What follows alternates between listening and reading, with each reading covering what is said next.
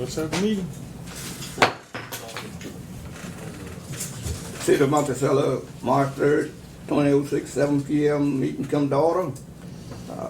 If you have any noise-making gadgets, turn them off or on mute. Chief, will you do invocation? Shall we pray? Father God, we thank you tonight for allowing us to be able to make this meeting. Father God, we thank you for our local officials. Father God, we ask that you bless our country, our state, our county, and our city.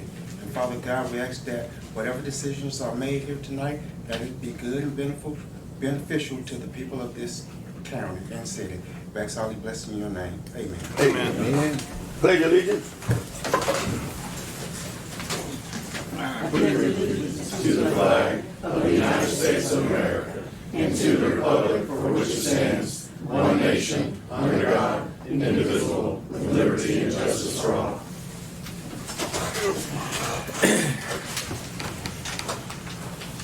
Item 4, administration of oath. City Clerk-Treasurer Roosevelt Brooks back. Judge Plain.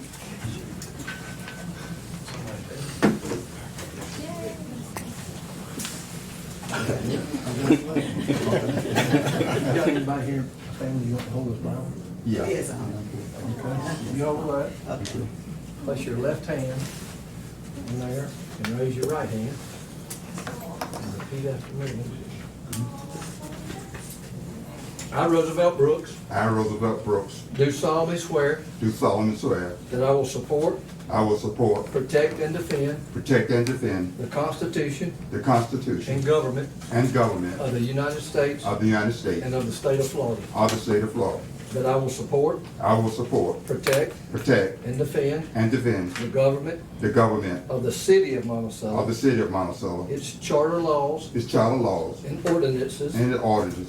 that I am duly qualified I am duly qualified to hold the office to hold the office of city clerk of city clerk and treasurer, and treasurer, having been duly appointed have been duly appointed under the laws of this city under the laws of this city and state, and state, and further, and further, that I will faithfully I will faithfully perform perform the duties the duties of the office of the office which I am now about to enter. which now are about to enter. So help me God. So help me God. Congratulations. Have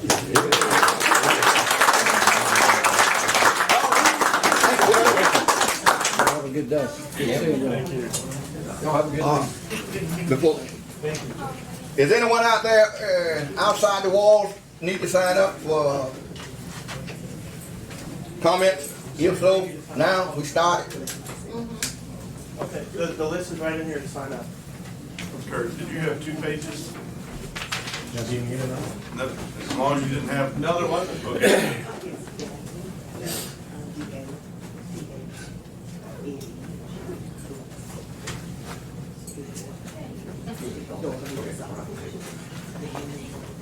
You would public comment? Yeah, I didn't know if you wanted to try to write up there or if you guys have a service up there.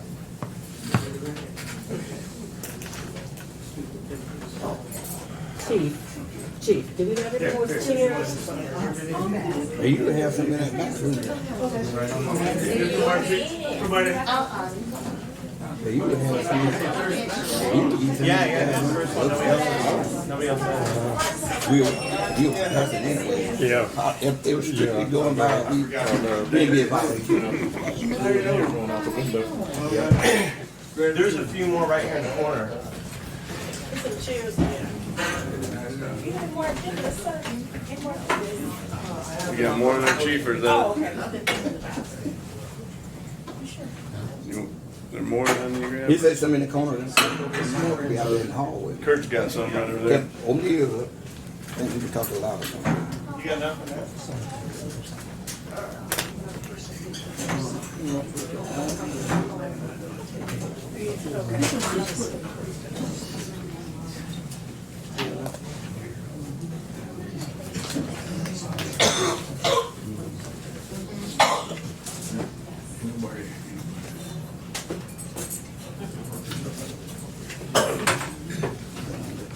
I have one addition to the agenda. Yes, sir. Mayor, I added the October minutes to the agenda. In addition to the February? Okay, February, okay. We need to prove that? I catch that. So that's in addition to the consent agenda. Yeah. Okay.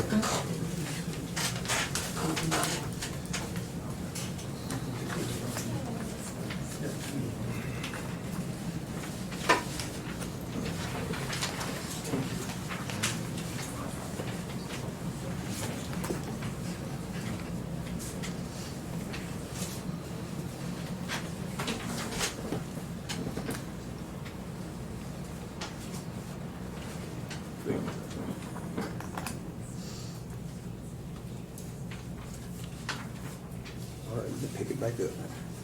Item 5. Open. Not done yet. Okay, there we go.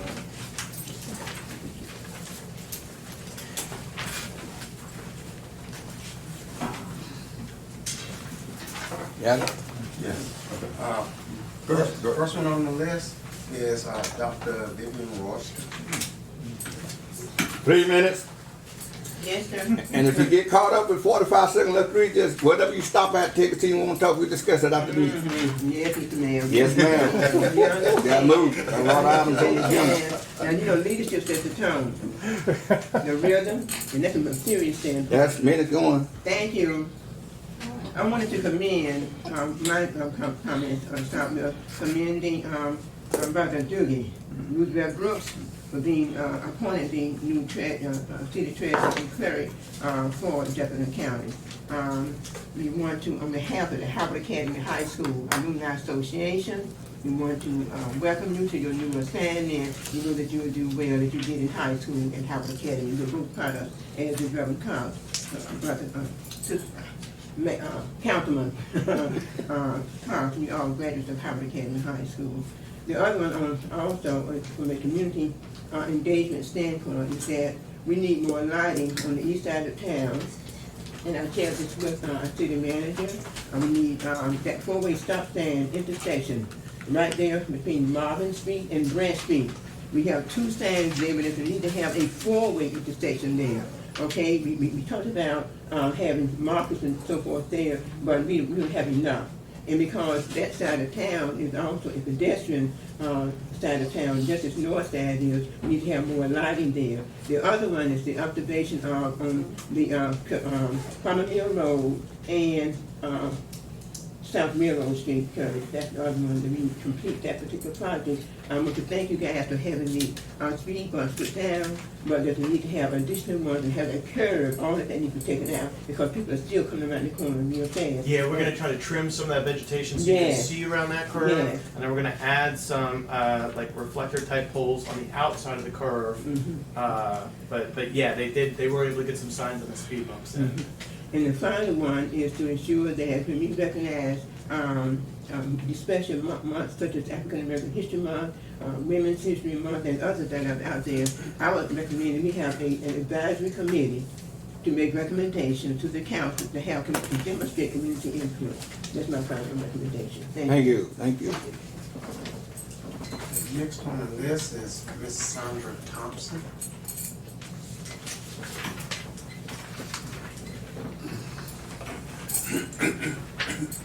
Good evening. Evening.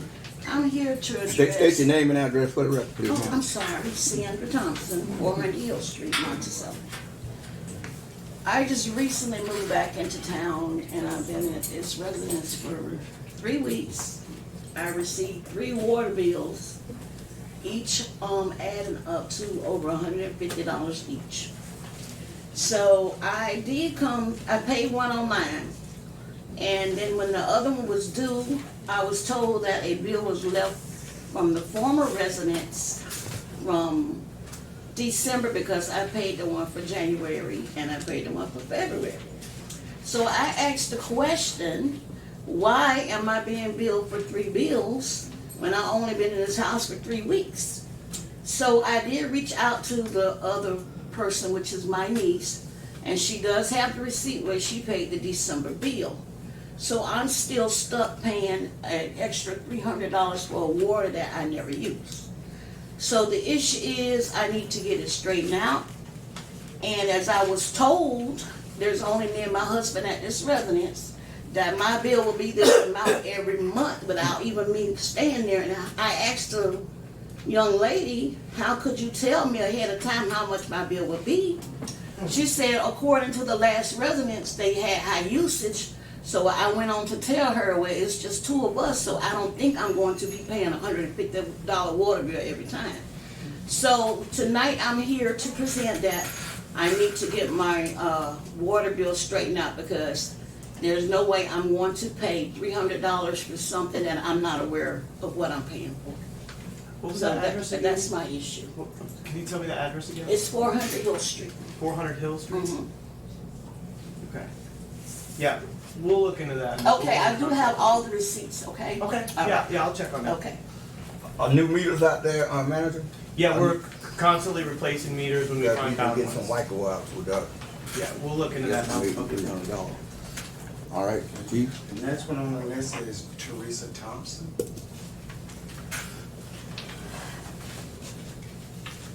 Good evening. My name is Teresa Thompson. I'm located at 1040 First Street, Monticello, Florida. I'm having the same issue with my water bill. I've been at that residence, I've been at that residence, I have for over 40-something years. I recently moved back in August from across town, north side. So I've been back in my house. I think I got back in, yeah, it was in August. So when I first got there, my first water bill was $80-something in August. September came, it was $87. October came, it jumped up to $157. November came, it jumped up to, I have the receipts, $160 something. December came, it's back down to $60. January is here, it's up to $300. February, which is not, no, March, which is now, it's $500 and something.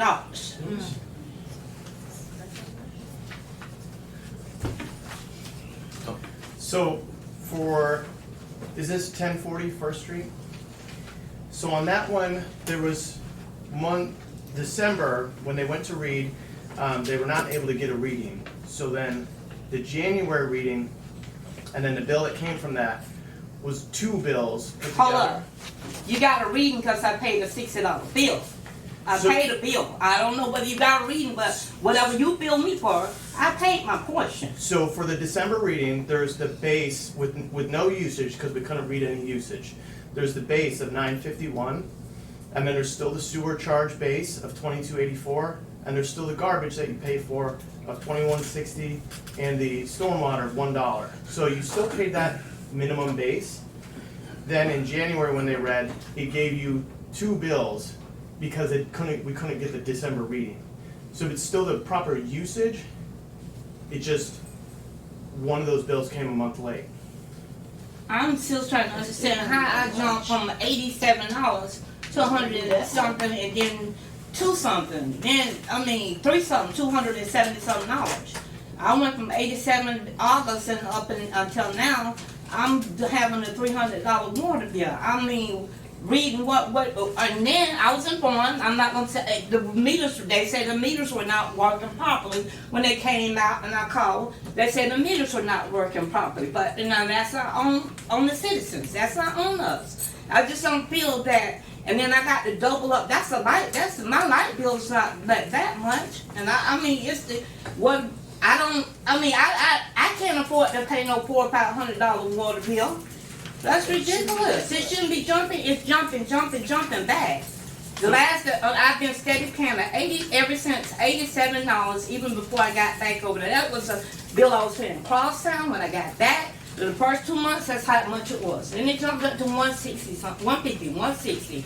Then 2 something. Now it's what, 5 something, 4 something. So your meter was replaced in August because it wasn't working properly. So Okay, then they say it wasn't working properly. That's what I'm saying. So So it's he gotta- came back out and said it still wasn't working properly. okay, I don't know about that, so I'd have to ask about that. Well, you can ask him. And I didn't see your February usage, so I don't have that right here. But as far as the one that I had called about, that was a double reading because they couldn't get it previously, and that happens. Sometimes there's a vehicle parked on top of a meter. Sometimes something is fogged and they're just not able to get one.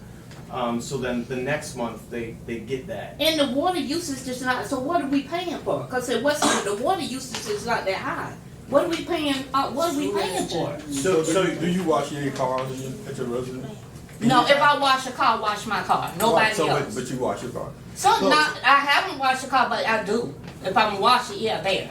So I think the manager to just meet them out there. Yeah. And put the meter and see how much Yeah, is we'll do coming that. in, and then we can go from there.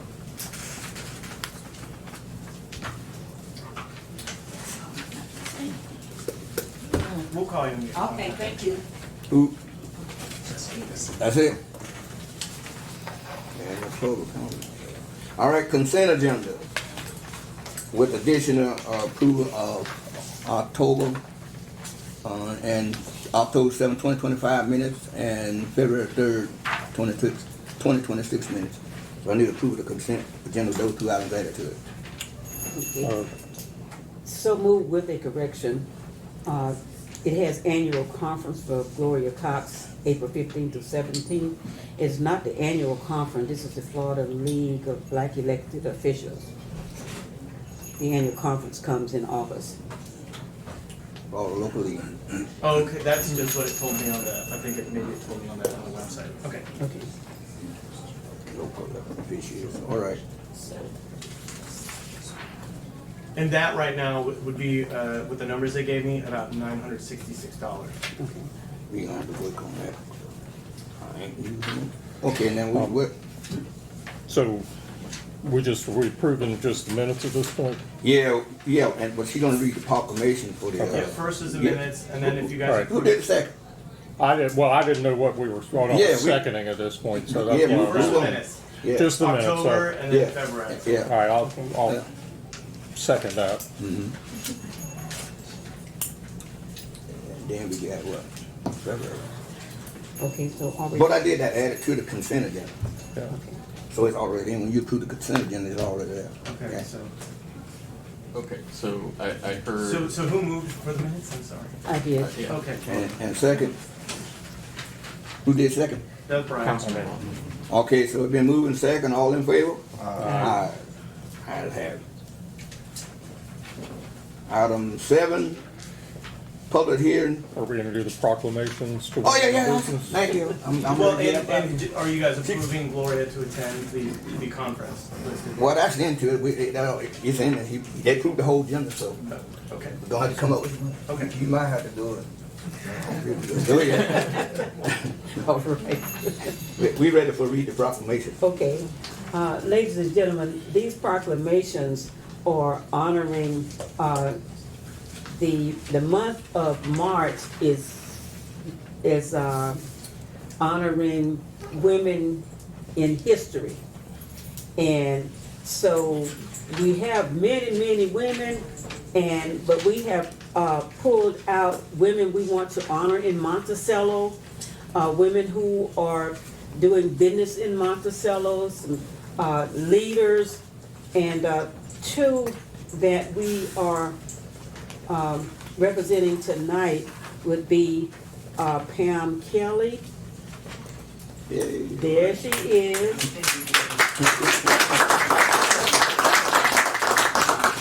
And we know her from Kelly and Kelly Real Estate Company. Okay, proclamation, City of Monticello, honoring Pam Kelly. Whereas Pam Kelly, born and raised in Key West, Florida, later moved to Stuart, Florida with her husband Barry Kelly before settling in Monticello, Florida. Yep, Monticello, Georgia. You got it. Monticello. You got Monticello. Yeah, that's good. You wrote that. In 1979, in search of space, opportunity, and a place to truly call home. And whereas in 1991, Pam and Barry Kelly opened Kelly Realty, proudly franchising with Coldwell Banker from 1993 to 2009, with offices serving Monticello, Florida, and Perry. Whereas during the real estate market turned down from 2009 to 2016, Pam stepped away from the industry and served as a house manager and cook for a local quail hunting operation, strengthening her community ties and continuing to serve with dedication.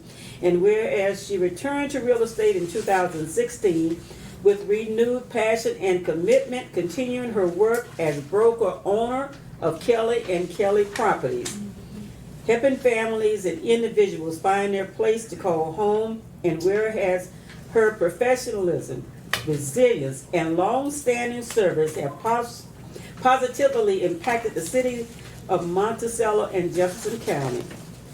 Now therefore, John Jones, Mayor of the City of Monticello, do hereby recognize and honor Pam Kelly for her outstanding service, entrepreneurial leadership, and enduring commitment to this community.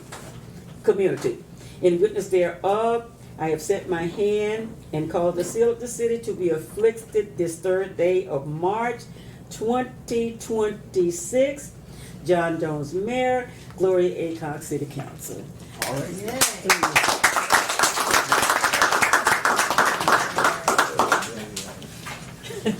Okay, all righty. Go ahead and do that one. Okay, the next one, Proclamation, City of Atlanta, not Atlanta. Oh my God. City of Monticello, Florida, honoring, thank you, sir. Shanomia Francis, a native of Monticello, Florida, and a proud graduate of Jefferson County High School class of 1998. Yeah.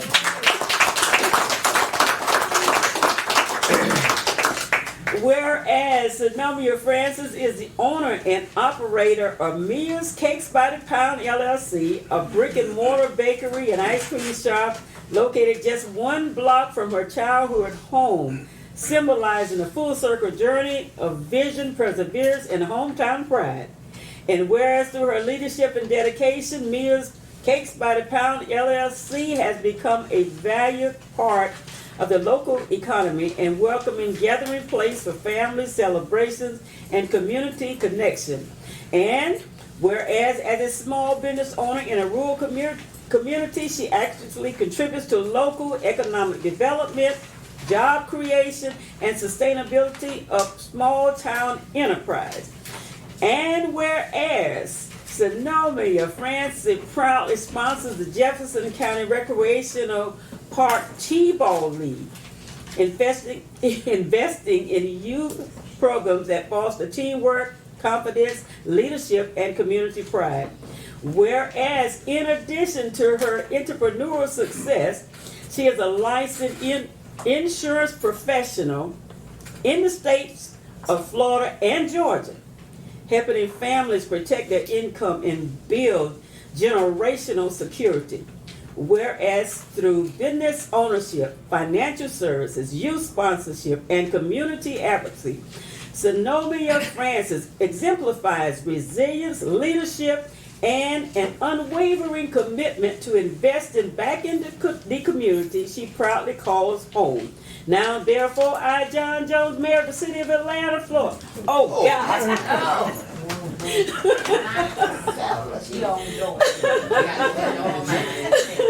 Your mind is on Atlanta. Okay. You know, Atlanta used to be home.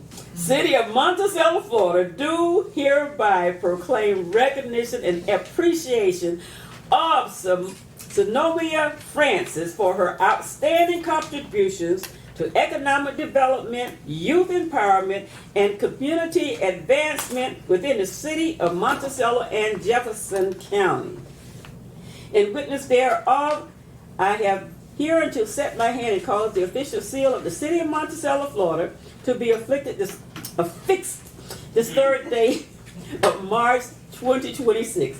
John Jones, Mayor, City of Monticello, Gloria Aycock, City Council. All right.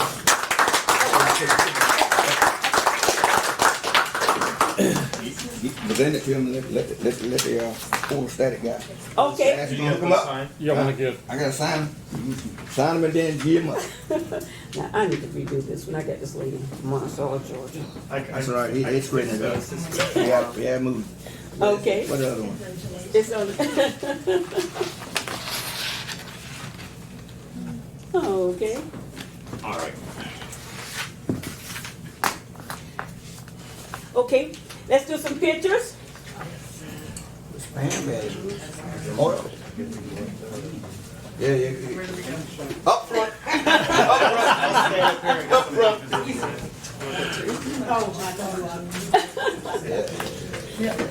Appreciate it very much, but I don't really.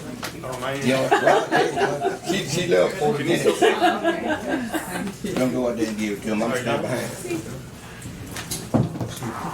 Yeah, where is the best?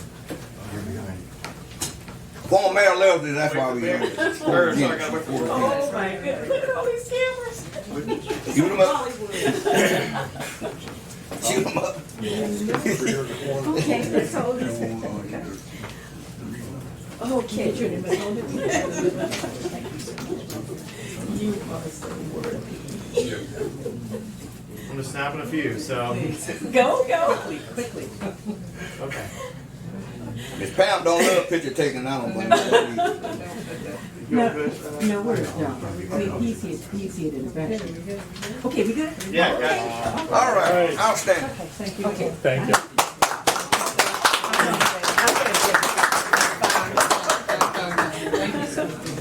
Thank you.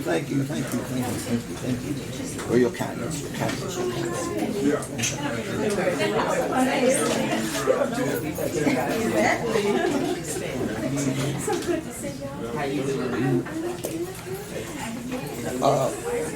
Councilman, hey, we can do this fellowship out. Come on back up here.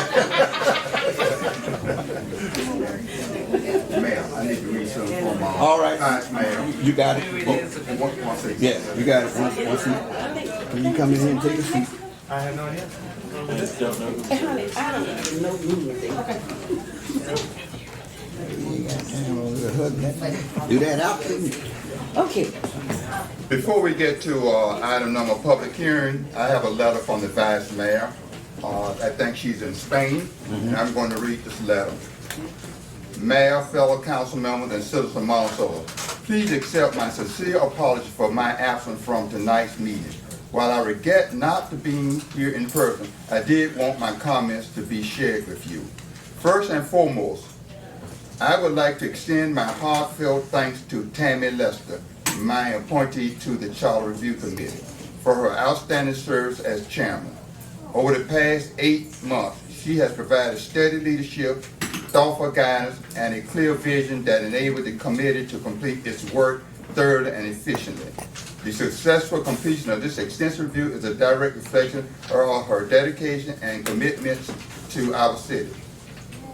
I would also like to recognize Mark Ryan for lending his prior experience and insight regarding the charter review process. His knowledge and perspective were invaluable in guiding the committee's work and ensured continuity with past efforts. In addition, our city attorney, Mitchell Herron, devoted many hours to research and careful analysis throughout the process. His expertise and willingness to go the extra mile helped ensure that the committee's recommendations are well-founded and ready for consideration by the City Council and in the upcoming November referendum. I would also like to thank the remaining 3 committee members for their time, preparation, and dedication. Serving on a committee of this importance requires a significant commitment, and again, thank you. For the record, I attended the Charter Review Committee meeting and have remained fully engaged and up to speed on the subject matter throughout this process. I am confident that the work completed represents a thorough and thoughtful review for the benefit of our community, and I support the recommendation. Again, I apologize for my absence this evening and extend my sincere appreciation to everyone involved for a job exceptionally well done. Respectfully, Katrina Richardson, Vice Mayor, City of Monticello. All right. Okay. Public and council action. This is ordinance 2026-03. An ordinance of this city of Monticello, Florida, annexing property consisting of approximately 1.33 acres located in section 36, Township 2, North Range 4 East to the City of Monticello pursuant to Section 171.044 Florida statute, providing for findings, redefining the boundary lines of the City of Monticello to include said property, directing the city clerk to record this ordinance with the clerk of the circuit court and the county chief administrative officer of Jefferson County and with the Department of State, providing for conflicts, providing for the severability, and providing for an effective date. All right, thank you. We have public hearings before we do the vote. Does anyone have any reference to this? No, public hearing open, public hearing closed. And you're, I believe this is the second reading. Yeah. Yeah, it's the second reading. Oh, okay. Yeah, I'm gonna get to that, but you have to give people a chance to also say public hearing. That's what it is. Public have input, okay? No, we're good. I just want to make All right, clear I on the got record it. that this is the I got it in the second bag. Let's do That work. None, let's go. So we're gonna read council action, of the ordinance just read by the clerk. Need a motion to approve. Mayor, I offer a motion that we accept the ordinance, resolution 2026-03. I'll second. All right, been moved in second, all in favor? Aye. Ayes have it. All right, item 8. Okay, this is the first reading. Ordinance 2026-04.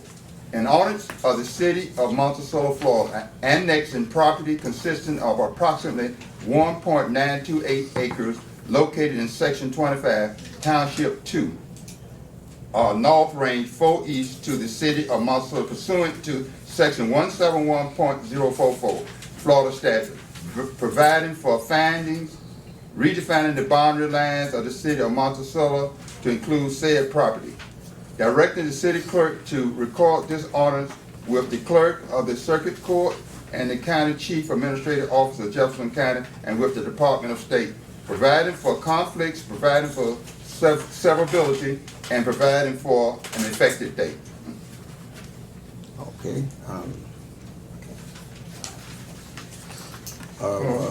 This just a reading good. Thank Yeah, you. but I have a question on it. Is this the, meat plant? This is two properties behind that. So the Johnston's is actually already in city limits. And so he is now the owner is now requesting, there's a weird shaped parcel that kind of wraps around that one. And then one to its north. Right, but I guess the point for clarification is I thought I remember reading something in some of the notes about needing special permits, special. So is this that? It's that property. So for the sewer hookup, which they're looking into right now, that has to go through DEP. That involves some on-site work, and so they are aware of that. And so it may be that they rescind this request after they find out more about their costs. They're going through that process right now. So, I guess to the council, is it advantageous to us to wait till they get the DEP permit? I mean, we go through all of this and then they don't want to spend the money. I mean, I'm just thinking we going through all these readings. It's just a first reading, no action on the first reading. We're not asking for any action, but still we need to know. So they could end up annexed and then not possibly be hooking up to sewer, is what could happen. Okay, so make sure that is documented, because. Yes, sir. Yeah, and to be clear, having read this does not include automatic sewer hookup or anything like that. I understand, So- but I just don't want to give people the perception that that is included. Because most time when it comes, and then when we give them the bill, then everybody's shocked. Correct. Yeah. No, we're in conversation with the owner and going through all that. Hey, you good?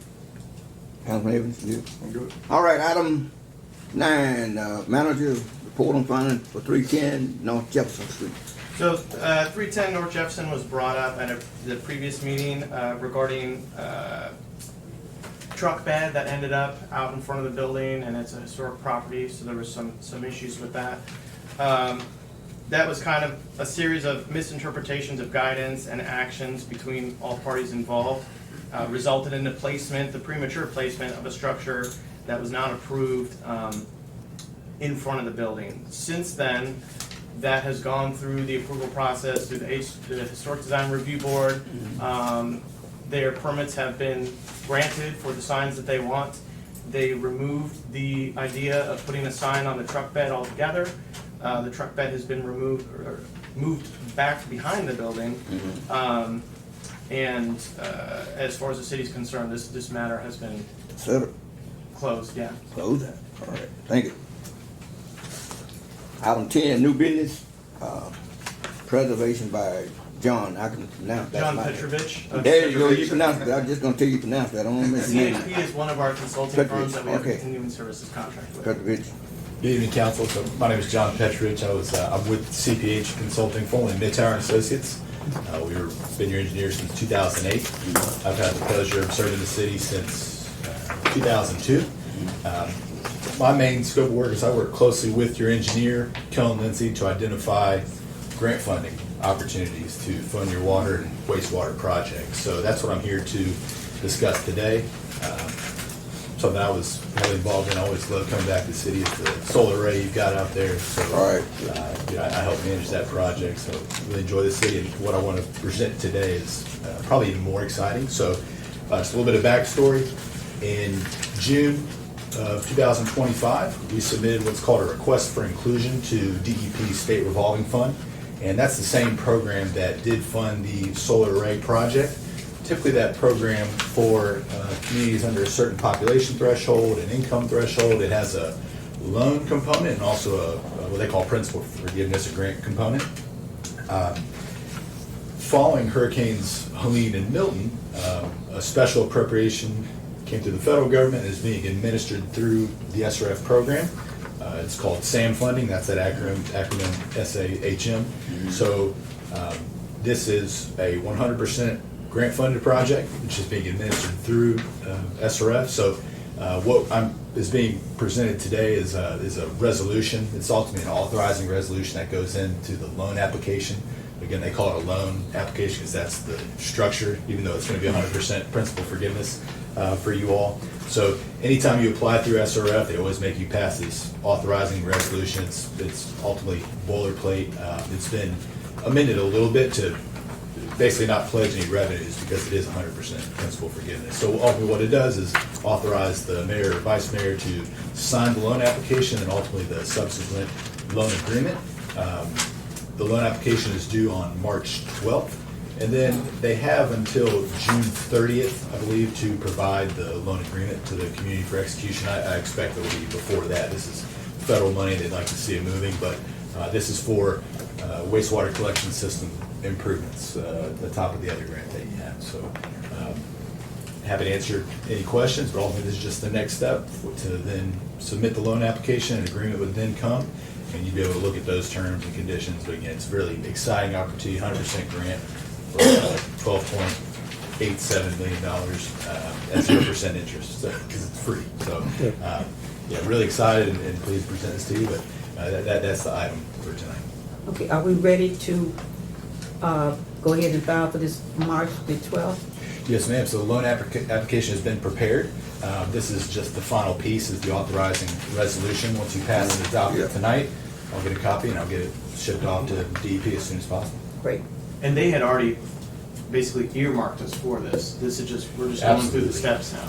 Yep. So their initial request to be allocated funding is called a request for inclusion. That was due in June. They meet quarterly to allocate and list projects. They were supposed to meet in November, but they had such an overwhelming response to this federal appropriation that they then moved it to November. So we heard in November, and since then we've just been developing the application documents, and now this is the final step so we can go in on the 12th. Okay. So once we submit this, they'll begin drafting the loan agreement, which will be the binding document. This resolution itself is not a binding document, but again, it's favorable terms for this program because it's 100% grant. So really, really great. Okay, Thank you. Thank you. Any so moved. So we just need to adopt, and we need to. Yeah, we need motion and a second. Councilman said we need pass and adopt authorized resolution 2026-01 for DEP SRF. Brian, did you second it? I was curious, Let me read it and then we go ahead. I ask for a motion in a second. Pass and adopt authorization, resolution 2006 for the FDEP SRM project loan application submission. I need a motion and a second. I'll make a motion we adopt. Okay, second. A second. It's been moved in second. All in favor? Aye. Aye. Thank you. Thank you, sir. Thank you. Thank you. Thank you. All right, we go to Charter Review Committee update.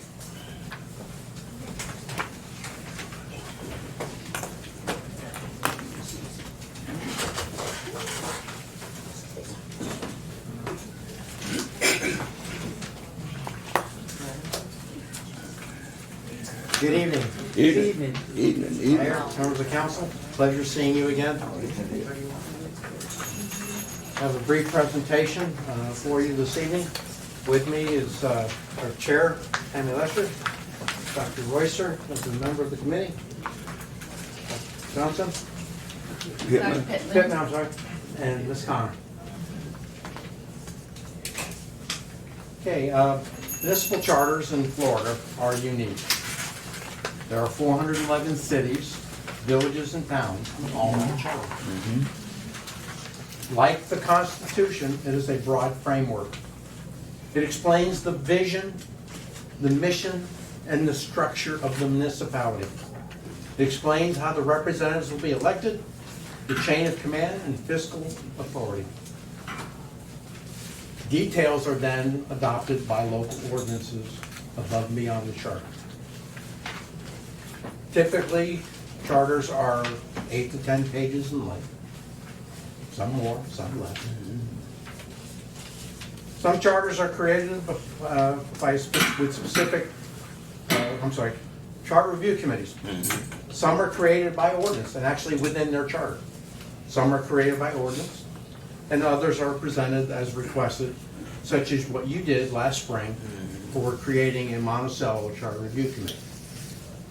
The committee is usually tasked with a time-specific review assisted by legal counsel and to bring back any recommendations to the city council. The council may choose to place items directly on the ballot based upon the recommendations of legal counsel and the committee. The role of the citizens in this process is crucial, and representation of the public, the ability to weigh issues, and to understand the charter's importance as the city's government foundation is critical. Last spring, you appointed Mary Beth Connor, Tammy Lester, Dr. George Pittman, Christopher Pertini, and Dr. Vivian Royster to the committee. And this committee has been hard at work. Additionally, you asked me as a retired city manager and a volunteer senior advisor to assist and guide them with research and information and to facilitate the process. City Attorney Herring is an important part of this process in guiding the CRC through the review, providing valuable legal counsel, and ultimately will be crafting recommended charter amendments and ballot language, which quite frankly, ladies and gentlemen, is very challenging under the rules and laws of Florida. The CRC charge is to update the charter that has that portion of it dating back to 1921. They made review and recommendations to modernize the charter, and where conflicts with state law, recommend those be removed. And we memorialized the council manager form of government into the charter. We examined and made recommendations for an appointed versus elected city clerk-treasurer. Again, as I stated, this is a very daunting task for Mr. Herring, and I don't envy him, as the ballot language is limited, I believe, to 15 words, and the summary of the ballot is 75 words, if I'm not mistaken. I believe that's correct. It's very challenging. Very short. And one of the things we talked about early on was trying to avoid ballot fatigue, because too many questions can cause either no vote, not voting, which is a no vote, or the community just gives up. So we wanted to make sure that there was not ballot fatigue with too many questions. And the best practices for a charter review is to try to review it at least every 10 years. And certainly what we don't accomplish in 26 could be accomplished in future years, and we'll talk a little bit about that. The recommended amendments. Section 9, power of suspension. This is an outdated section that is remnant of the strong mayor form of government and gives the mayor the sole power to suspend officers except elected council members. If an officer is an elected official, i.e. the chief of police, state statutes gives the governor the authority to suspend. For non-elected officers, depending upon the individual who it is, the authority rests with the council or the city manager. Therefore, this section is being proposed to be deleted due to this conflict. Section 11, approval of ordinances or failure to approve. As with the prior section, this is an outdated section that is remnant from the strong mayor form of government and gives the mayor the veto power over ordinances adopted by the majority of the city council. This section is being amended to remove outdated language and providing ordinance adoption language consistent with state law. Section 12, communication with council and special meetings. Again, an outdated section that's remnant from the strong mayor form of government and provides that the mayor shall communicate with other council members, including scheduling meetings. Florida Sunshine Law, that's a problem. And communication should be through the manager and the city clerk. This section is being amended by removing outdated language and providing language for council members to request special meetings. Section 13, appointment of special police officers. Again, this is an outdated section that is remnant from the strong mayor form of government and provides the mayor the power to appoint special police officers and detectives. A police officer or detective must meet stringent standards and training and be appointed by the chief of police. And their position is funded and adopted within the police department budget, and this section is recommended for deletion. Section 14, impeachment. This section currently gives the council the power to impeach the mayor. Under Florida law, the power to remove an elected official, including the mayor, is vested with the governor. Therefore, this section is in conflict with Florida law and is recommended for deletion. Section 17, town council, composition, election, quorum, censure of fellow members, and president of the council. This is an outdated section that is being revised to remove conflicts with Florida law and eliminates an archaic provision of a president of the council and establishes meeting and quorum requirements for the city meeting. Section 19, police powers. This outdated section contains provisions that are contrary to Florida law, such as enforcing certain municipal laws outside the city within 5 miles of the city. These powers of any municipality is granted through the Municipal Home Rule Act, and this section is proposed to be deleted. As I mentioned early on, the section 20 deals with the city manager.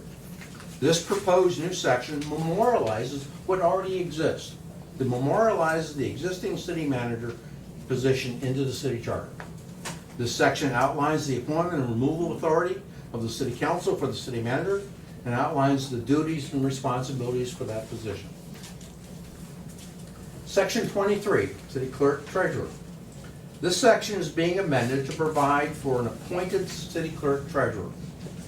Most cities in Florida appoint the city clerk. Out of 411 cities, currently only 7 cities have an elected city clerk. And one of those 7, I believe, is getting ready to eliminate that this year. So recruitment and retention of a city clerk is problematic and challenging. This proposal provides for the appointment, supervisor, and removal authority with the city manager. Section 25, Chief of Police. This is a minor amendment that provides that the Chief of Police must meet the required standards and training and be a certified law enforcement officer. This was requested by Chief Mosley. Section 26, procedure for replacement of council members. This section is outdated and remnant again of the strong mayor form of government. It provides the process for replacement of city council members following a resignation or death of the member. Early on, we said we wanted to engage the community in this process. That was a critical component of this charter review. The CRC was committed to this and held a public hearing on January 29th and was able to accept or receive public comment on the proposed amendments outlined tonight. The council must now vote which amendments, if any, will be placed on the November 26th general election. At the February 19th CRC meeting, when the CRC was adopting the final document that's presented to you this evening, we heard from the Honorable Michelle Milligan, Jefferson County Supervisor Elections, concerning a proposal to modify the charter language for the term of the office of the municipal officials here in Monticello. And here she is. And we welcome her as our partner in this process. Yes, that's right. You're welcome. Yeah, I know. Right? This is part of it. Okay. Here's your other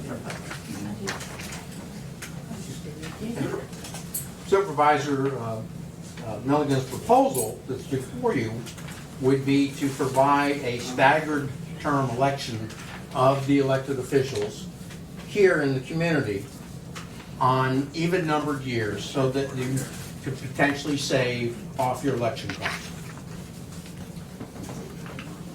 The proposal would require a charter amendment, and it would require the electorate to provide a one-time term extension for 1 year for certain members. Supervisor Milligan and her staff were great to work with and has shared with us that a recent off-year election that you had 395 voters in 2023 at a cost of $17,000. That equates to $43 a vote. So it certainly is an important issue to be considered. In discussing this with the committee, City Attorney Herring opined that while it is very important that we consider the cost savings, that there's a more important charter challenge of the language of cleaning up things such as a president of the council. So the recommendation from the city attorney and ultimately the CRC was to move forward this general election in 2026 with the charter amendment.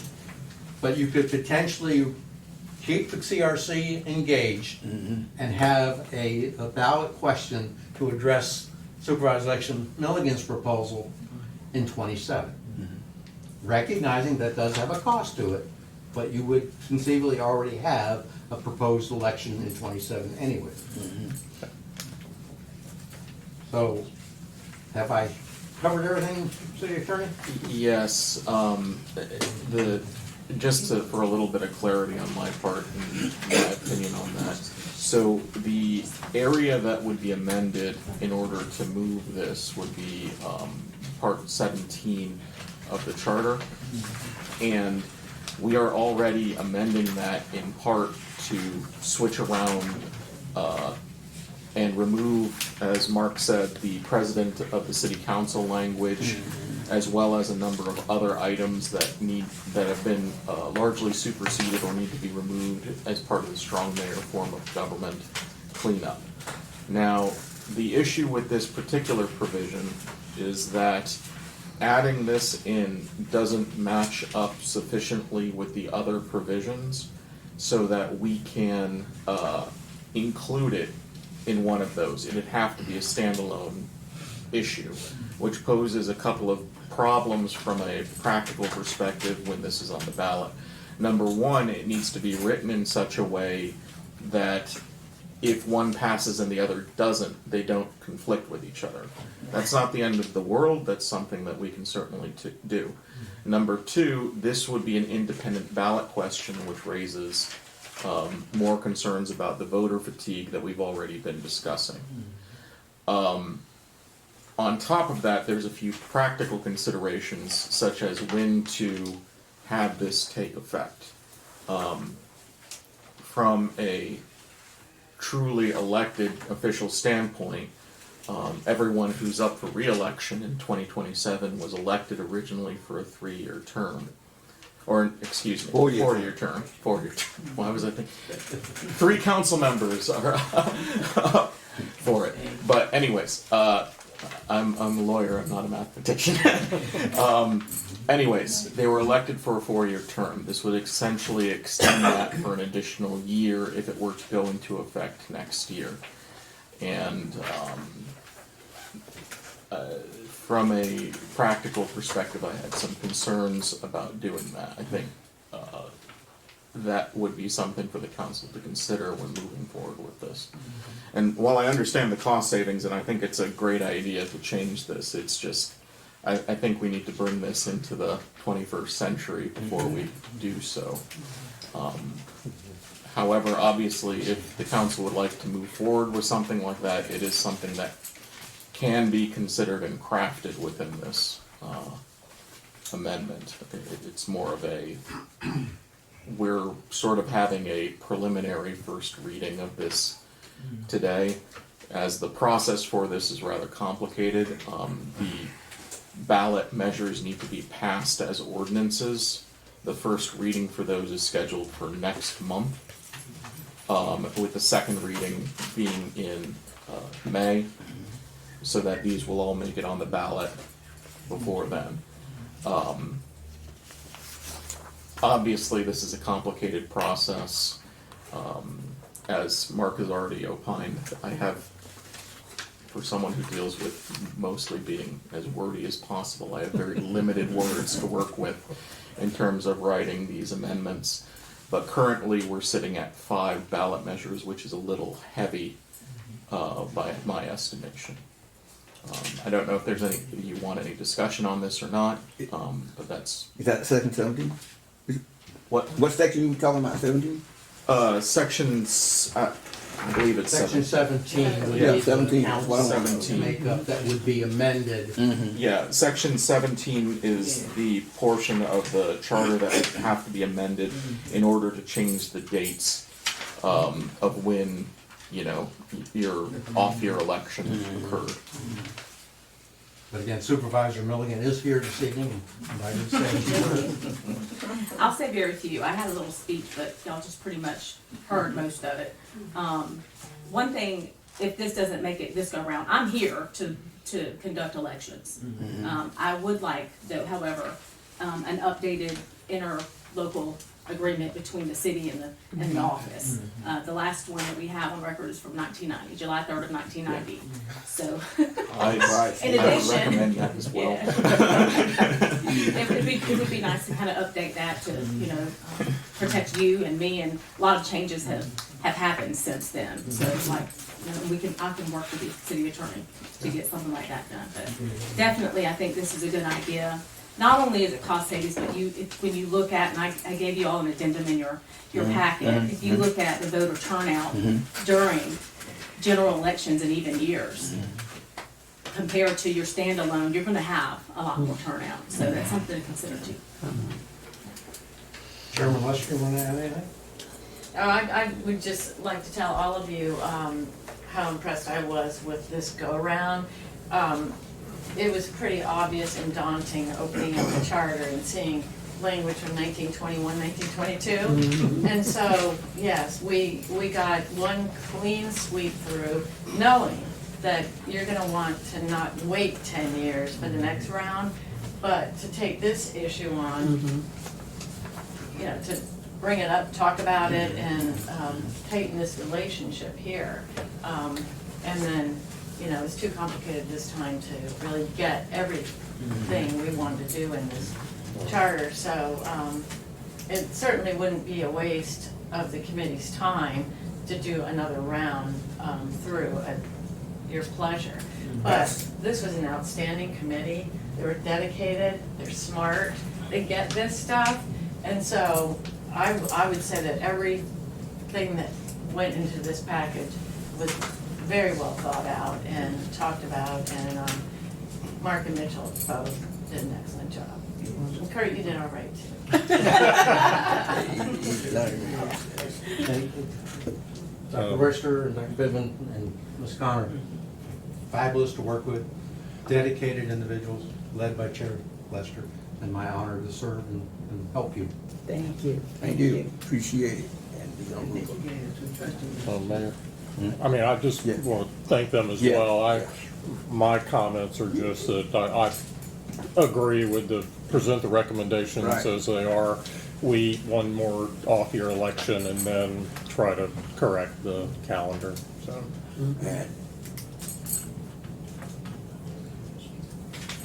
And our form of government right now is weak now because we elected councilmen. Good thing to screw up that.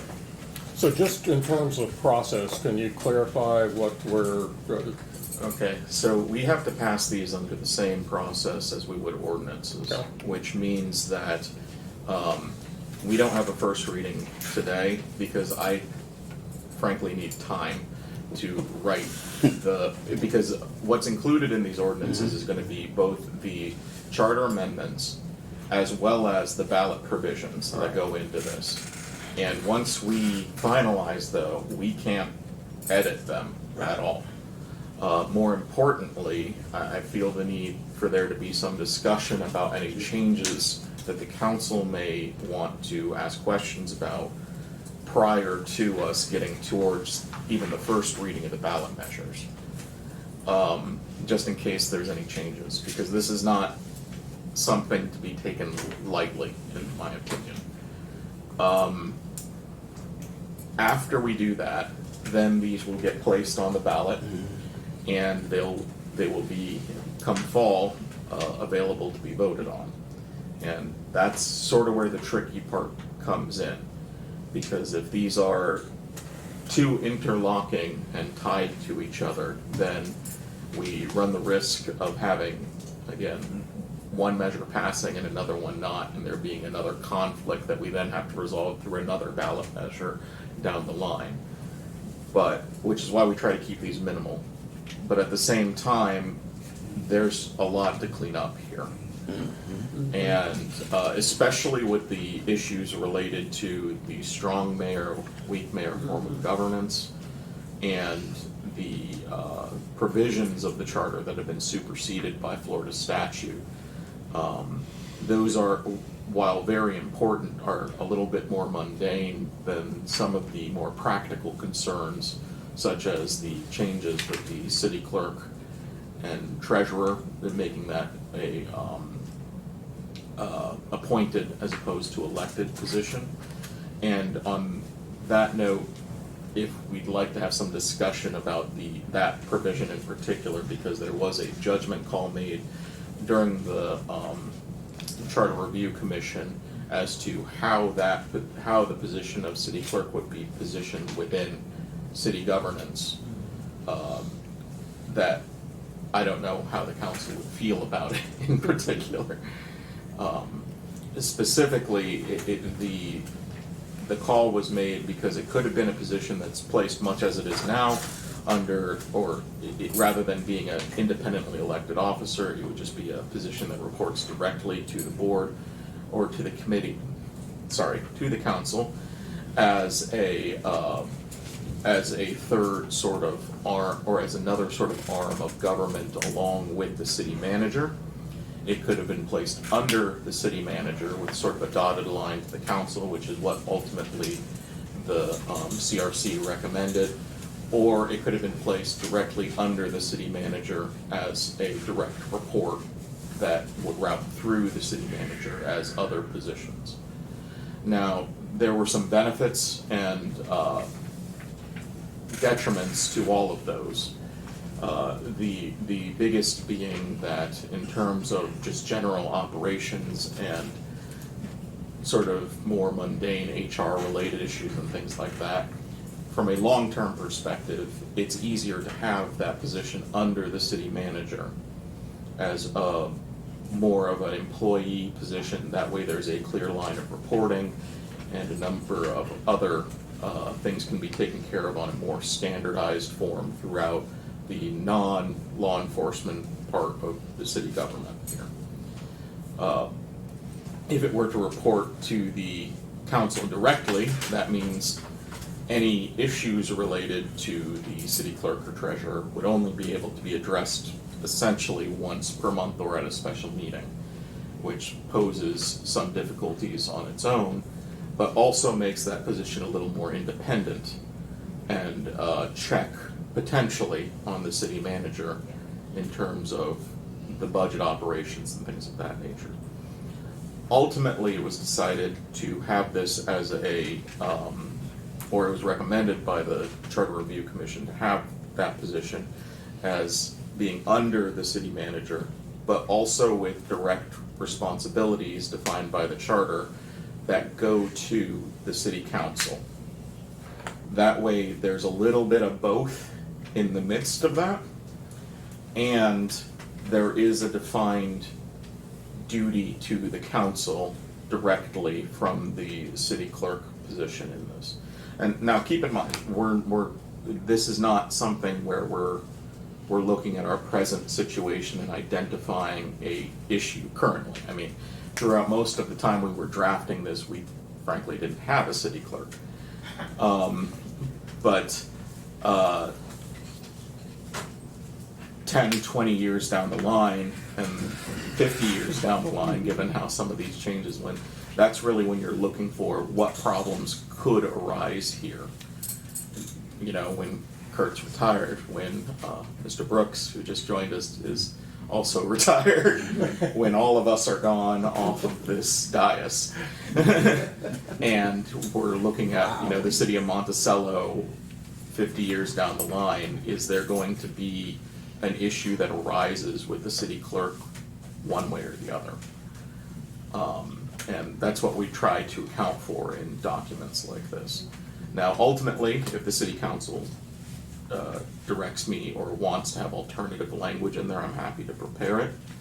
But I think this is the balance that the Charter Review Commission considered, and I tend to, from a legal perspective, agree that it's a good option.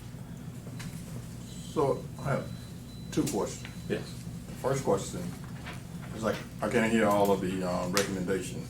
Yeah. Was there any ranking in the recommendation by the committee, or was it just recommend one, recommend two?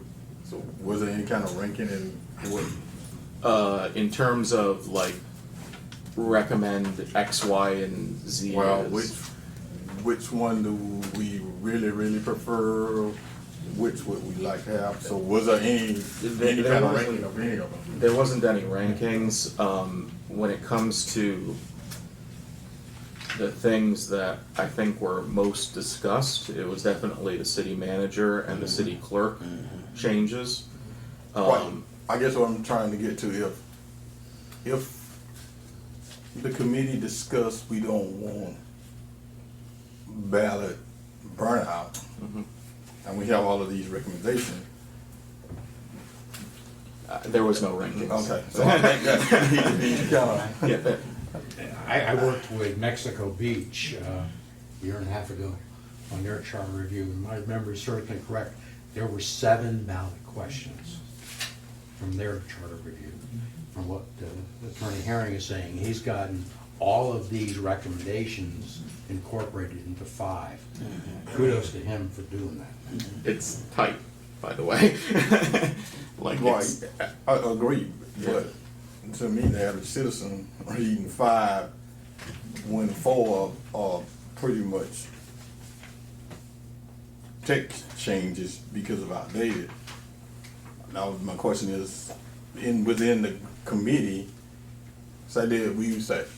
was there any discussion on, do we want the clerk to be appointed? Was that given a higher, that if we only would put one on the ballot, that would be the one? Or did we just list out everything and expect to put it on? I'm just trying to get some idea of how we came to these recommendations. certainly updating the charter with very archaic language was a high priority of the committee. And on the clerk issue, the committee was unanimous in the discussion of how and why and talking through every possible way you could have a city clerk. The committee was absolutely unanimous, the whole. Well, I'm not route. questioning what you put on it. I'm questioning, did you give any priority on what you recommended? So, I mean, I'm not. There was no vote of a priority. Cleaning up the charter. There's no ranking. You're bringing the charter up into 21st century.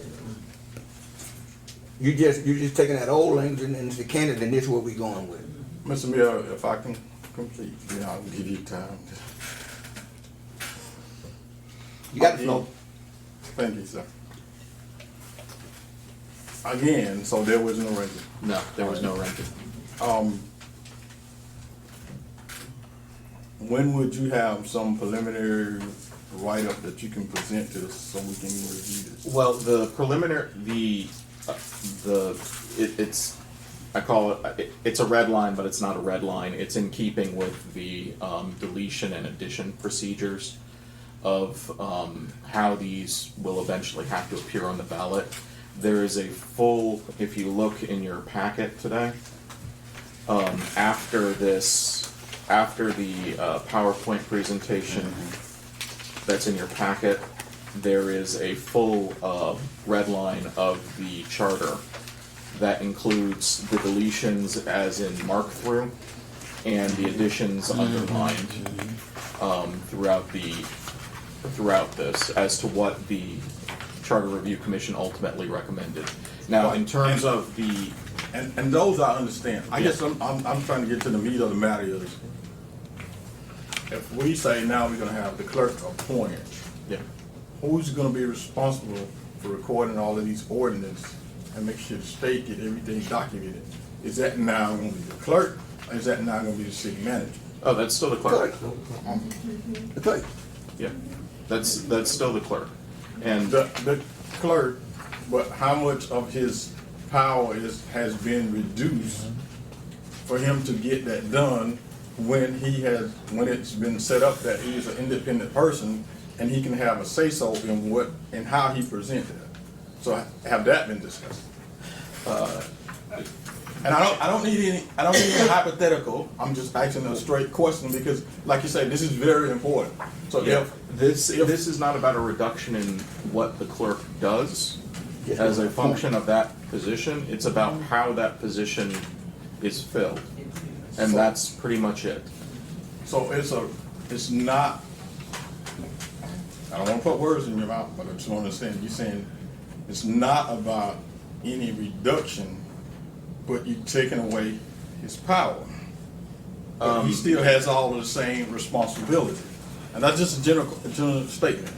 His responsibility is still there, but his power has been taken away. I don't really agree with that. I think that, so the primary change to this is changing the city clerk from an elected to an appointed position. That doesn't change what the position does. It changes how it's filled. And it changes how it functions. And we can discuss this later, but I'm just saying, now he by being elected by the people, if he wants to set a budget to purchase things to get his job done, now you're saying he has to go to the city manager that has approved. Well, we saying no and yes, but when you put it in writing, that's one thing. And I'm just saying, ask for clarification. Well, ultimately, and I'm not defending one way or the other, but I'm just giving you some tough questions to think about before. No, I understand where you're coming from here. It's ultimately the power of the purse here is always with the city council. Mm-hmm. So, if, for instance, there is an issue with any of the branches of government currently, so whether that be Chief Mosley, whether that be with the city manager, whether that be with the city clerk, in terms of what their budget is, that's ultimately decided by the voting members who are sitting on this dais. when it comes to the proposals and things like that, it does change it slightly, I'll admit that.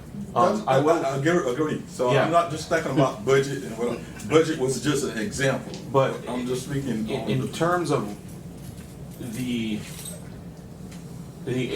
interesting thing about the city clerk position, and the reason why I think the majority of municipalities in the state of Florida have that as an appointed as opposed to an elected position, is because inherently what the city clerk doesn't have a whole lot of power.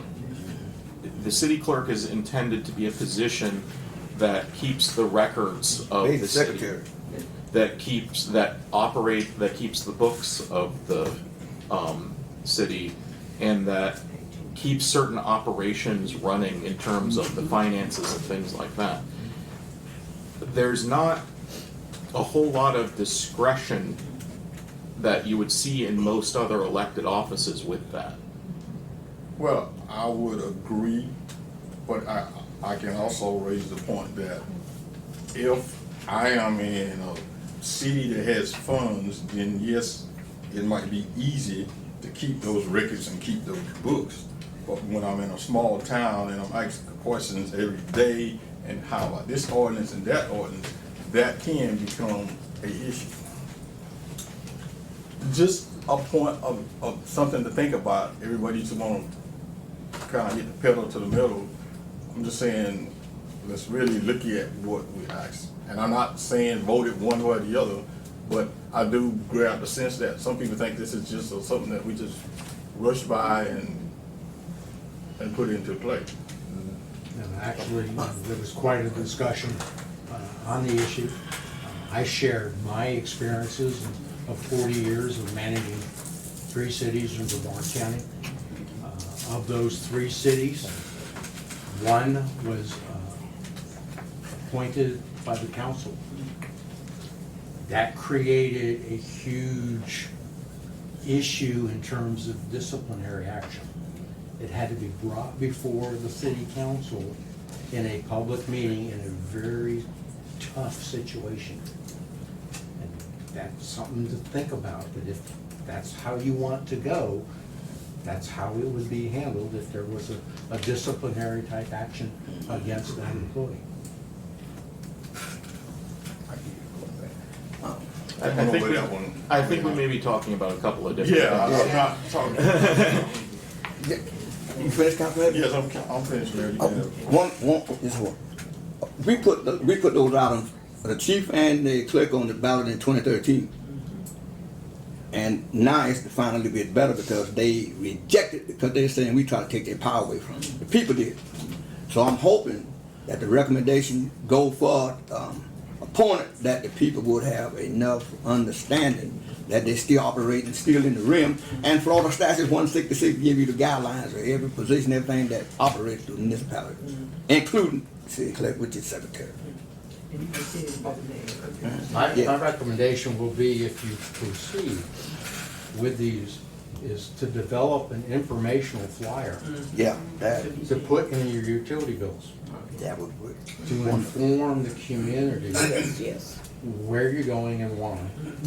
So they can make an informed decision on election day. That'd be great because we didn't do that in 2013. So wouldn't you go one step back and inform the council on how the office of the city clerk is gonna work within this, being up under the city manager, versus somebody think they got all the answers in their head?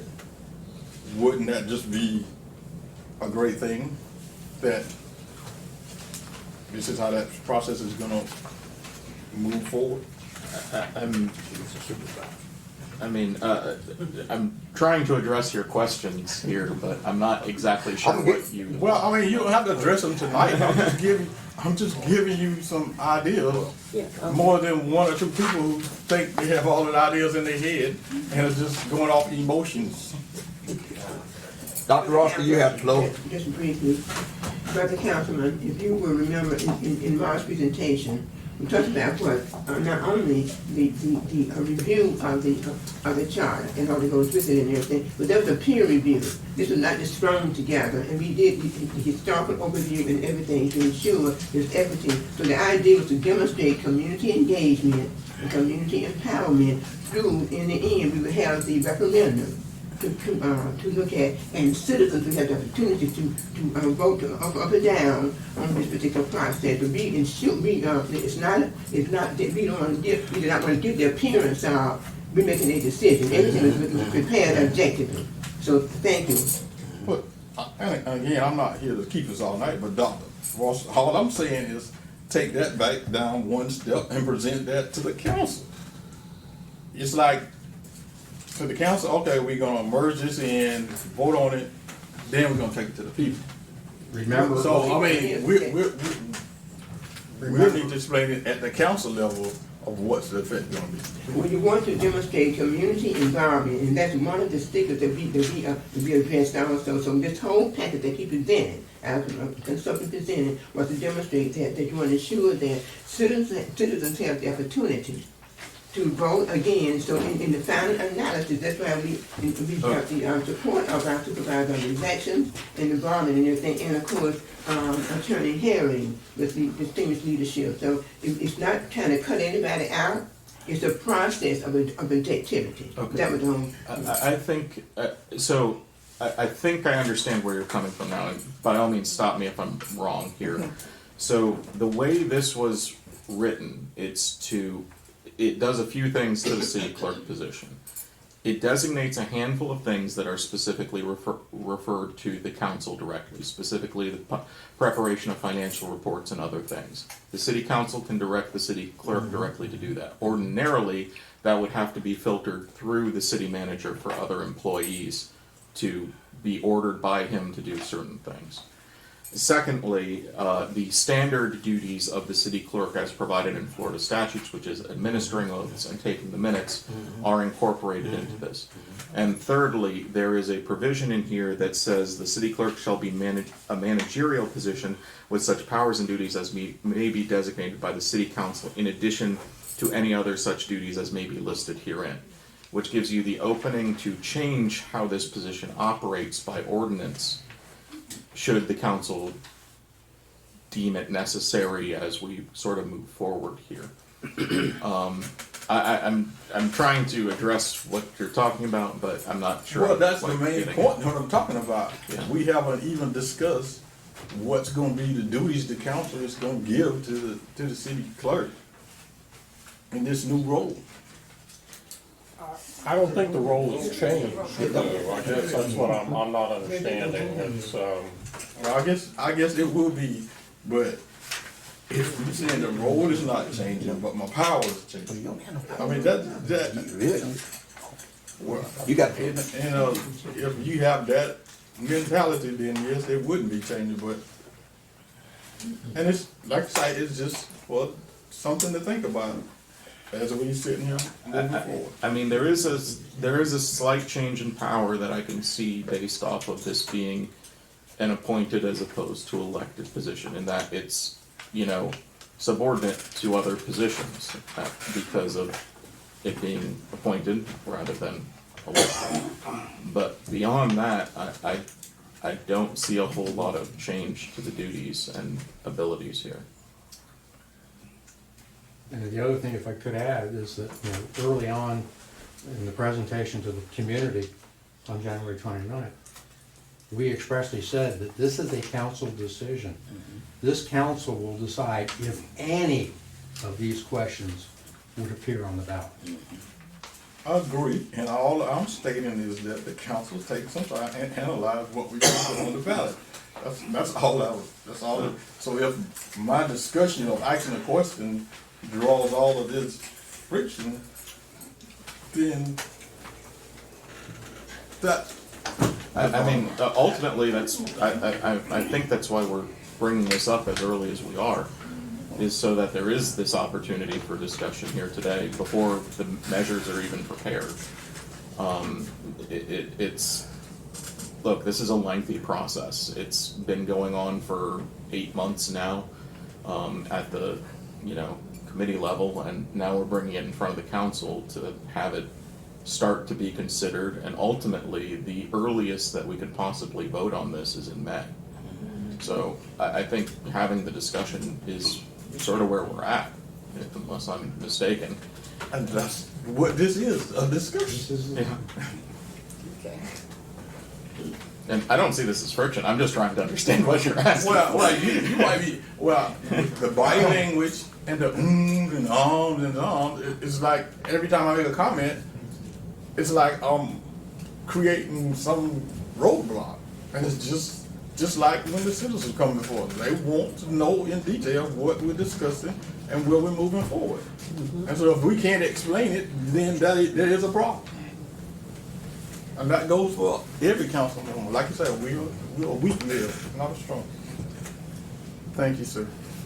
Did you have something before we move? You did? All right. Anyone else? What else do we have to do to? Well, what I would encourage everyone on the city council to do is to take a look at the changes that are proposed. Right. And if there are any questions, I'm happy to address them either privately or at the next meeting, or I'm sure any members of the CRC are up for discussion as to their thoughts on what we've already discussed so far, or Mark for that matter. Look, this is not supposed to be, this is a difficult process. It's not something that's supposed to happen quickly. Oh, absolutely. Yeah. So at the next meeting, you would have the ballot questions. The next meeting, I'm going to endeavor to have the ballot questions prepared. They're in the off chance that for whatever reason I can't get them prepared, we are still early enough that we can push this back further if additional discussion is needed too. So there's nothing that says that the 2 readings have to be in consecutive meetings or anything like that. And if there are further questions or further refinement is needed, then by all means, we can have that discussion.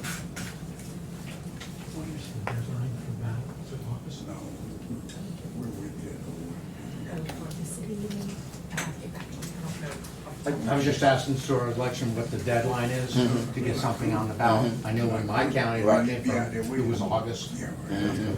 She'll get back with you. Well, I appreciate it. Anyone else don't have? In my part on the committee, I was like taking minutes. That was their discussion, and so. We appreciate it, and thank y'all for everything. Under consideration, in my opinion, did a great job. And last time I took count, though, I don't know where 7 came from. Monticello was only, out of the 411 cities, it was only 4. So somewhere say 7, but last time I checked with Lee, about 2 or 3 years, it was 4, unless somebody said, wait, we going back.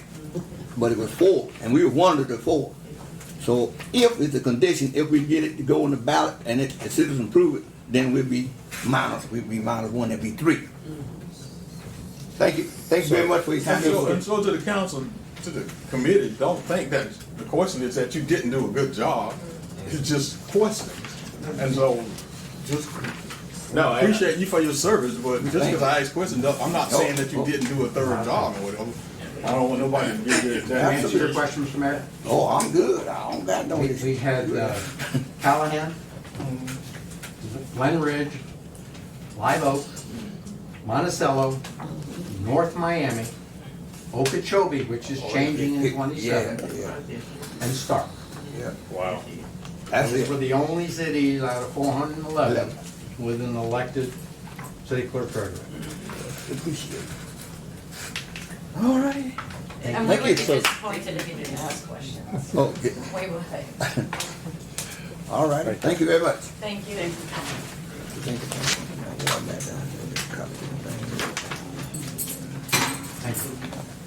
It's all review. Oh, Lord Jesus.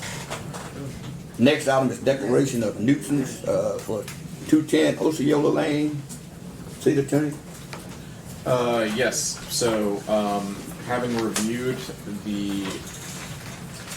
the information that's attached to this ordinance, or not ordinance, excuse me, resolution, I believe that it meets the definition to be declared a nuisance under the city code, specifically, and sorry, I'm catching up to this. This is section 38-52 of the City of Monticello Code of Ordinances.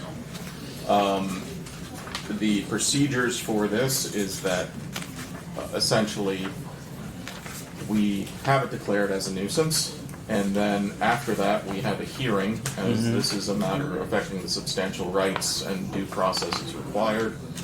And as a component of the resolution, we need to set the time and date of the ordinance, which is then conveyed to the property owner so that we can do that.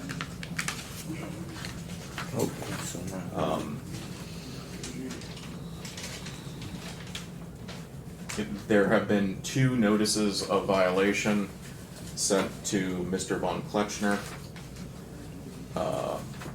There's been photos taken of the property itself, the damage to the property, the debris around the property, and the state of the lawn.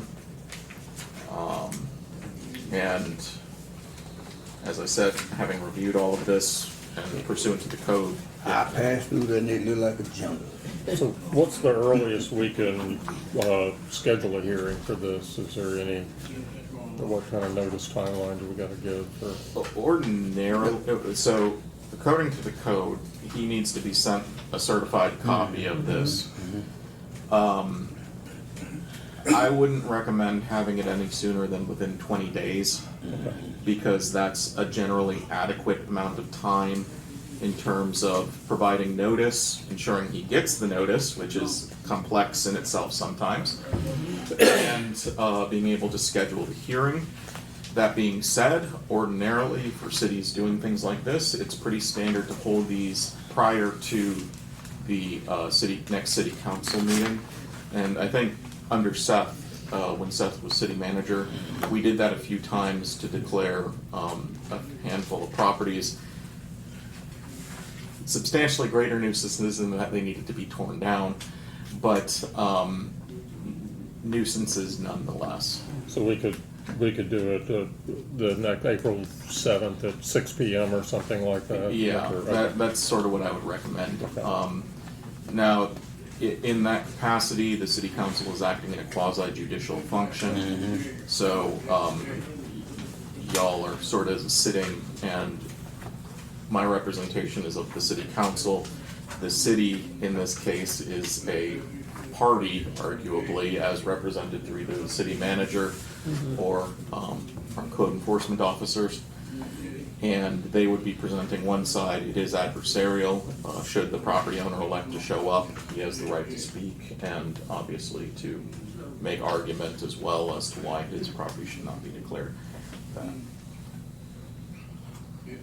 So what is the, so we work our way through this, what is the next step after, say this goes all the way through and it's declared a public nuisance? What enforcement, what are steps beyond that? So there can be, the council can direct that the city abates itself, whatever the nuisance is, and then charges that cost, typically through a lien, to the property owner, or to the property itself. Or if a lien is placed on the property as a fine for them to do it themselves. Okay. Yep. 555 down on West Washington, East Washington. We did that, and put it to them. I'm quite sure they're gonna react and get it done, because to go to the city, they know it's gonna happen. So the same issue we had with 555. People not in the state, out of state, but they got it done, and so we didn't have to go and do that abatement. I think since I've been on, we might have did 2 or 3 abatements. But usually when you put the information out, if people get a hold of it, they're gonna react and they're gonna do it, because now it's serious business. So what we need now, we need a passing and adopt resolution 2020. Well, we also need to set the time for the hearing. Okay. It to be inserted into here. I think Councilman Bachman already recommended having it at like 6 p.m. prior to the next city council meeting.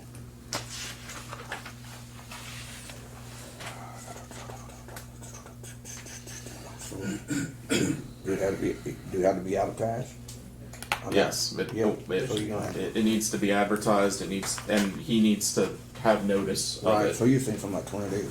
What date April 7th is the next city April council 7th? meeting, Well, and that'll we be- just show up at 6 to do Okay. it. Well, I would recommend that the city manager review the codes, because I thought all of that was already established.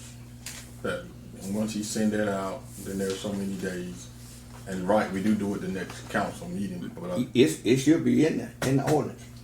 Well, what it says is, and how it's been presented previously, was the prior city manager wanted it done prior to the city council meetings, because we normally had a couple of them as we were going through this process. Since this is a single one, the way the ordinance is written currently, there is no requirement that it be prior to the city council meeting. It can be whenever the city council decides to establish the hearing. So, that's really up to y'all when you want to have the hearings. I thought we had them during the city council meeting. We didn't have a special meeting. You can do that too. It was an agenda item, and they didn't come up for discussion, and the person came and presented the case. So, I mean, we don't have to set up a special advertisement just for one item to talk about. Yeah. You can do that as well. That's perfectly fine. So it just be part of the next regular meeting, it just be an agenda item and you discuss. Yeah, that's fine. Okay, please. Okay, which it is now.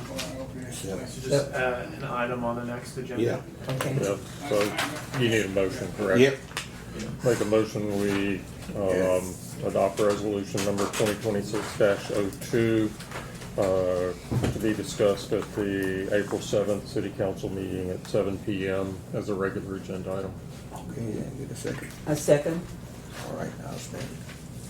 All in favor? Aye. So, I have it. Here we go with this, 310 North Jefferson. So, one question, sir. Are you still on the planning committee? I am. If you go and discuss, you'll be in violation of law statute 119, 112, and 286, because you're on the board. You're on the board, so your wife, you can't. Oh, she can, yeah. I didn't know that. Thank Yes. you. I know Wow, we thank voted you. on something previously. I Read the recused statute, myself, sir. so there you go. Okay. We let you get away last time, and 286 is a penalty. All right. Guess you can't own too much in the city to have a voice and try to be effective. Well, we Okay. didn't make the statute. That's I know. law statute. But, okay, so first off, I want to start with thanking Councilwoman Gloria Cox, Councilman Brian Bachman, and Councilman George Evans for taking time to listen to us. This past month, we reached out to everyone on the board. Katrina Richardson also listened to us, and I just want to thank y'all so much for giving us time. And so I didn't prepare to speak tonight, but, whew, okay, so. You got this. I've got this. So basically, I'm just gonna kind of read Eric's notes. So, okay. So all of you have got a packet, okay? So starting on September 24th, you can see on September 24th, we own 310 North Jefferson. It used to be an Airbnb, the Bishop House. We ended up switching it to Penny Lane. Most of y'all know Sherry Grantham. Did you guys provide a packet? Because I got your letter requested to be. Hold on one second. So this is my time, and I've had plenty of conversation with Kurt, so I would ask. Whoa. They don't have what you're describing. Absolutely. I was saying. Yes, they do. I handed it to them. Oh, you did? Okay, that's what I was Yes. asking. I'm sorry. So we have had plenty of conversations with City Manager Kurt and City Planner Quinn, and so I'd like to just talk to you guys. We've had tons of conversation, it's gotten nowhere. So, starting on September 24th, we asked Quinn, and I provided the email. Eric emailed Quinn, called him, and said, let me see, I'm going to all the paperwork. And asked, we said, do you want, it was an Airbnb, and we asked Sherry if she wanted to switch over to the Bishop House, because I was tired of scrubbing toilets, and she said, yes, I would love to, and I said, okay, great. So Eric calls Quinn and says, what does this look like? Can I do this? And he talks to him and he sends him a message. I'm trying to find it right now. And he says, please see Mr. Paul, on September 24th, please see the attached development application. As stated in our phone call, we do not foresee any issues with your idea and we appreciate you working with us. September 24th, we do not foresee any issues with your idea and we appreciate you working with us. So we go to Sherry and we're like, he said it's fine, we can switch over. So Sherry calls Mark Kessler and gets her lease terminated, starts moving into the Bishop house. She starts moving in and then the emails start coming. As you can see, I've included every single email, the back and forth, the misinformation. You can see Kurt's letter to us the other day saying, yes, there was misinformation. He admitted to it. I am all about offering grace. I think that grace should be established everywhere. Eric and I are Christians. I want to preface it with that, and we want to live peaceably with all men. We moved to this town 8.5 years ago, and we have bought many properties here, and we have transformed them. The Bishop House was a falling down place. It was the law office of Collins, if y'all remember that. We put $220,000 of our own money into that. Eric and I did not have, the city was not run like this when we were doing this 4 years ago. I put up a fence, an arbor. I mean, I landscaped that place. I did everything to make it beautiful. Our tenant put a truck bed outside.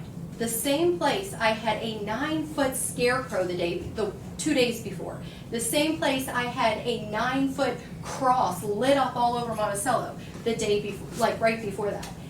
And it became a total harassment.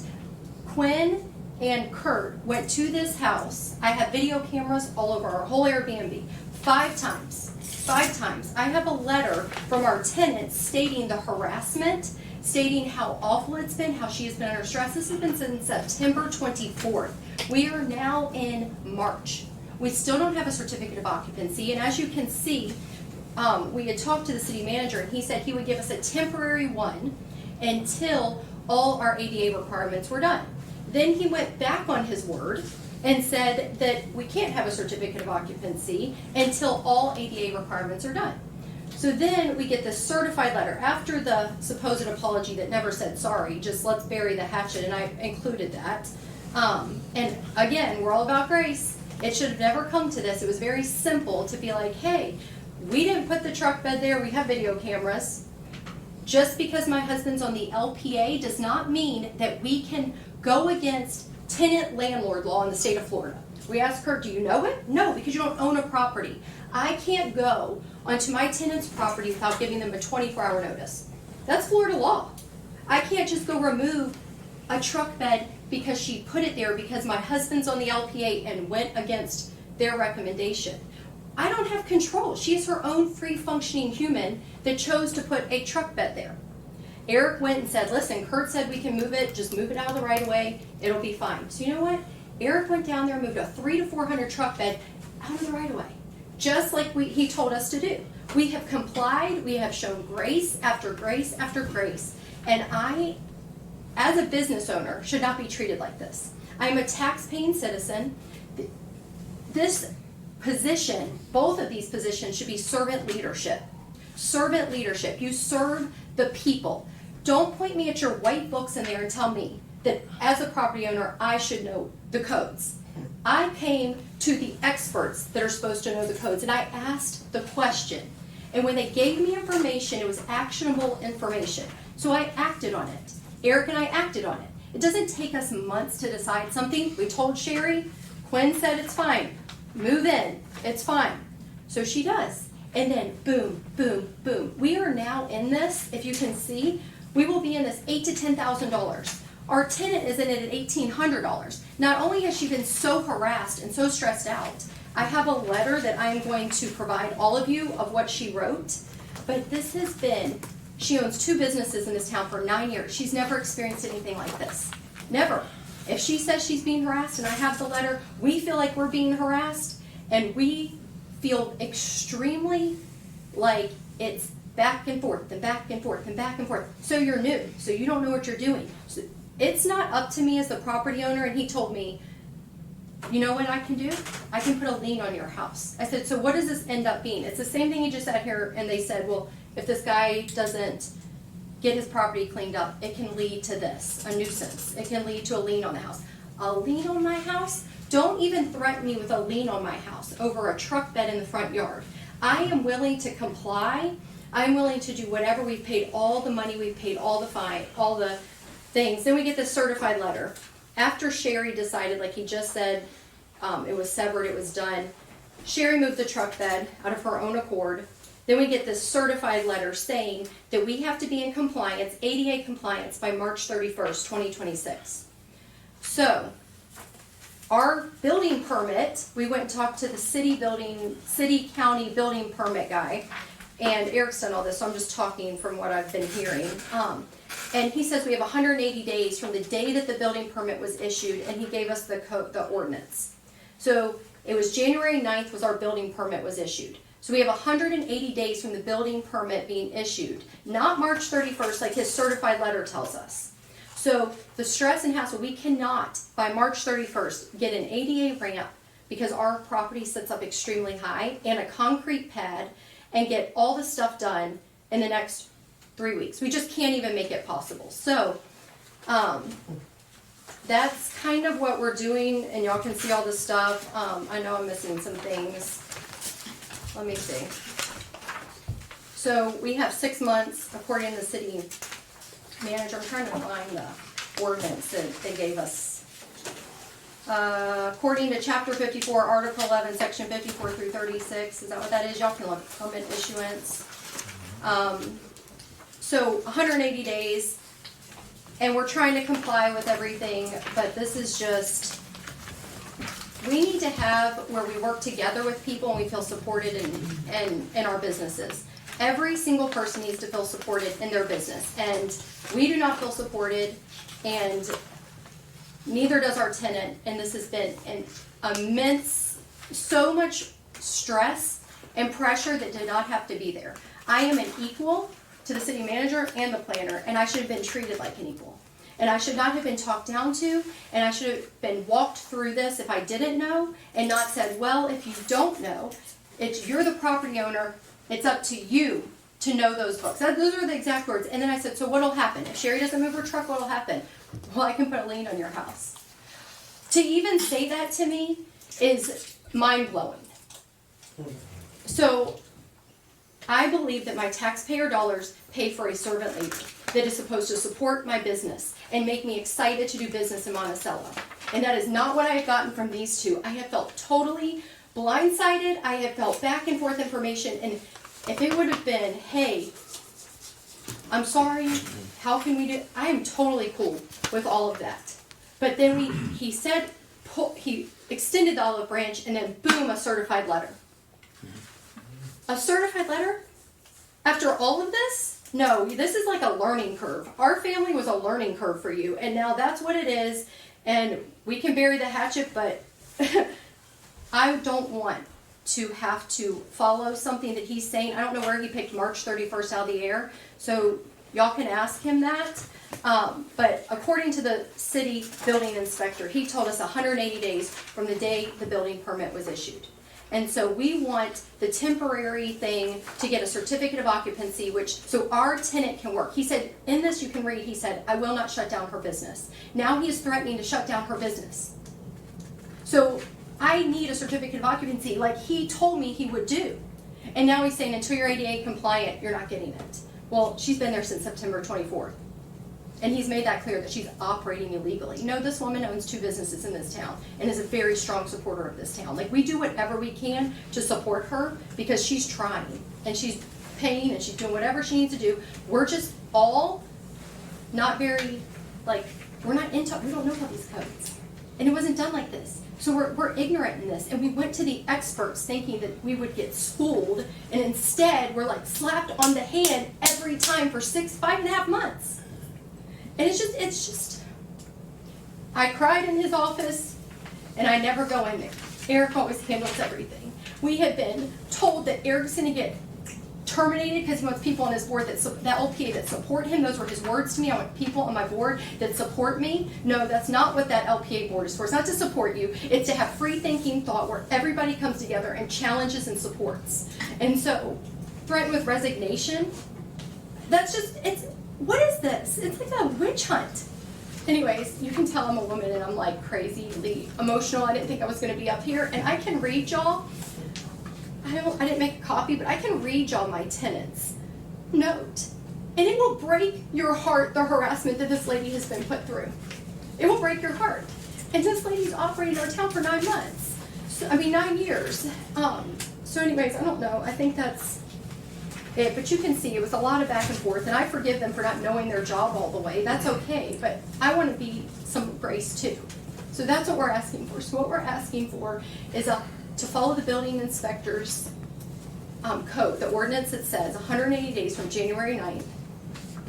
And that gives us some more time to be able to put the ramps in, to be able to get ADA compliant, so we can help handicapped accessible people get into this house. That's what we're asking for. There's a lot of that I would say is not what I said or how I said it or things that happened, but it was riddled throughout it.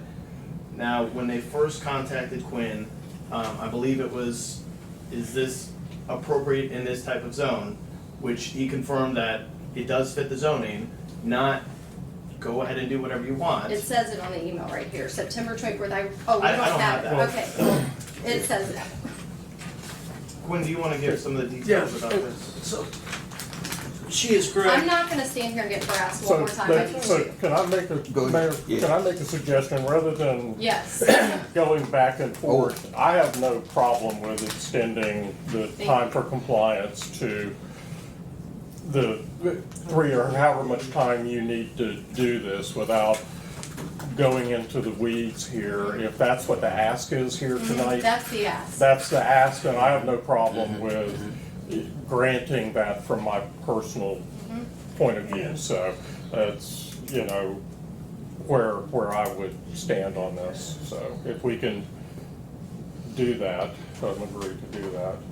And the manager is new, so these ordinances, he was a planner, but he's getting into the job. So in the future, when anyone comes up with anything like this, I am assuming that he'll give you the information that you understand, he'll explain to it, and it's in this book right here, and we have to go by it. And not only we go by this, we go by Florida statutes. So we just don't do what we want to do. We have rules and regulations, and this just a breakdown of the statute. And so this is breakdown to the city of Monticello, and this is the city of Monticello in accordance with Florida Statute 166. So in the future, he or the planner or anyone that you have felt that you've been harassed, the information wasn't disseminated the way you understand, then he explained to you as best he could. Because he just knew on board also. He learned it. But I say that the way it was projected, nobody want to make anyone feel low, like you're unwanted. That's not that's not the intent. But what the manager was doing, he was telling you this is what that's saying. So we ain't gonna deviate from that. I agree with whatever the councilman saying about that 190 days or 80 days, whatever the city planner saying, that part. But we gonna have to go by the rules. We can't change them. They're there, they're graded in, and that's So the way it's gonna be. can we offer a motion to grant that extension, or just do we offer guidance? Mitchell.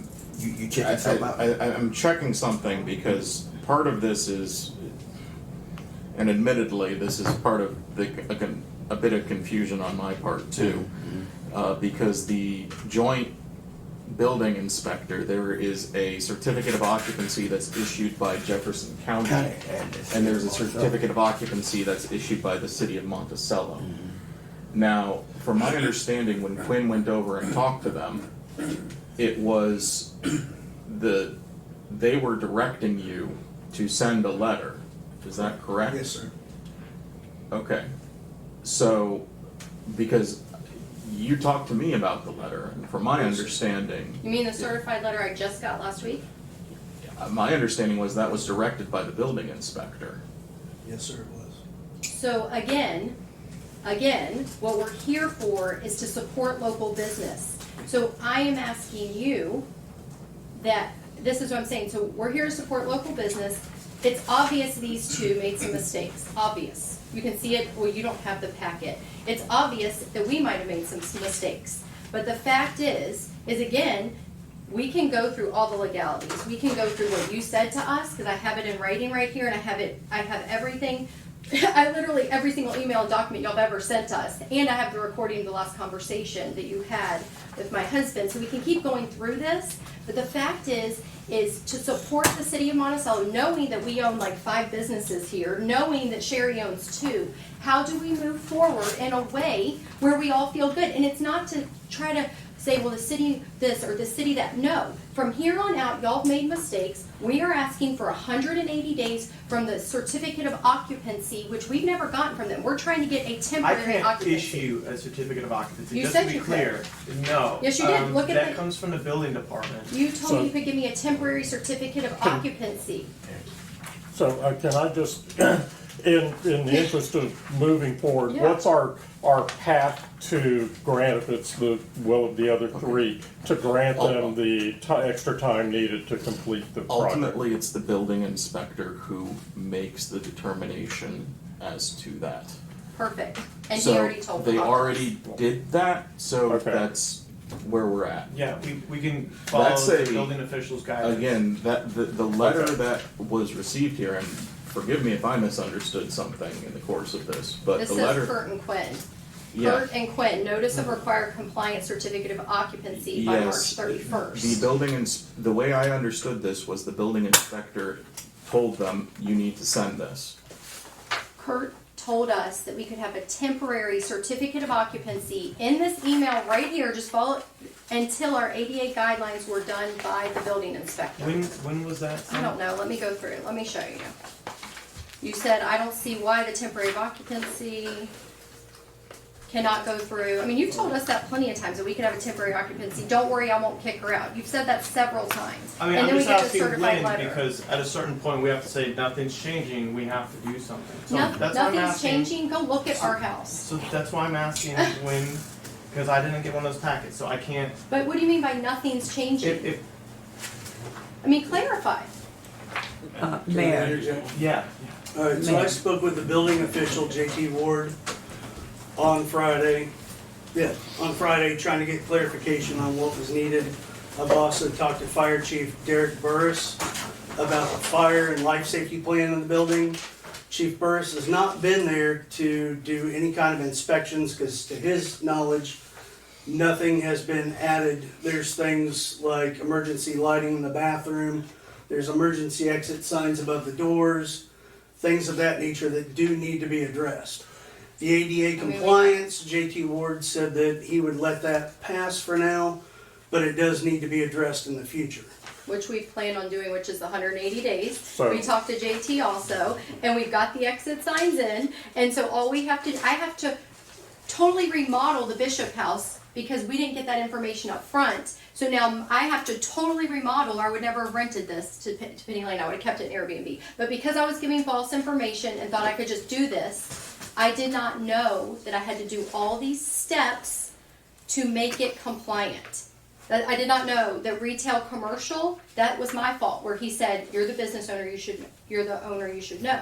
But I didn't. So when we asked, he said, sure, just a change use. We thought it was gonna just be a $45 thing and Sherry would move in and start her business, because it was zoned the same thing. Okay, Mayor. So what will, the answer to this is that 180 days?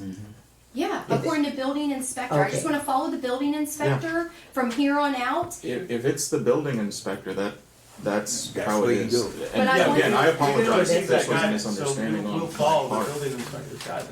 Well, it says it on our permit on the side of the house. We and we I good. You're gonna be squared away. Okay, thanks.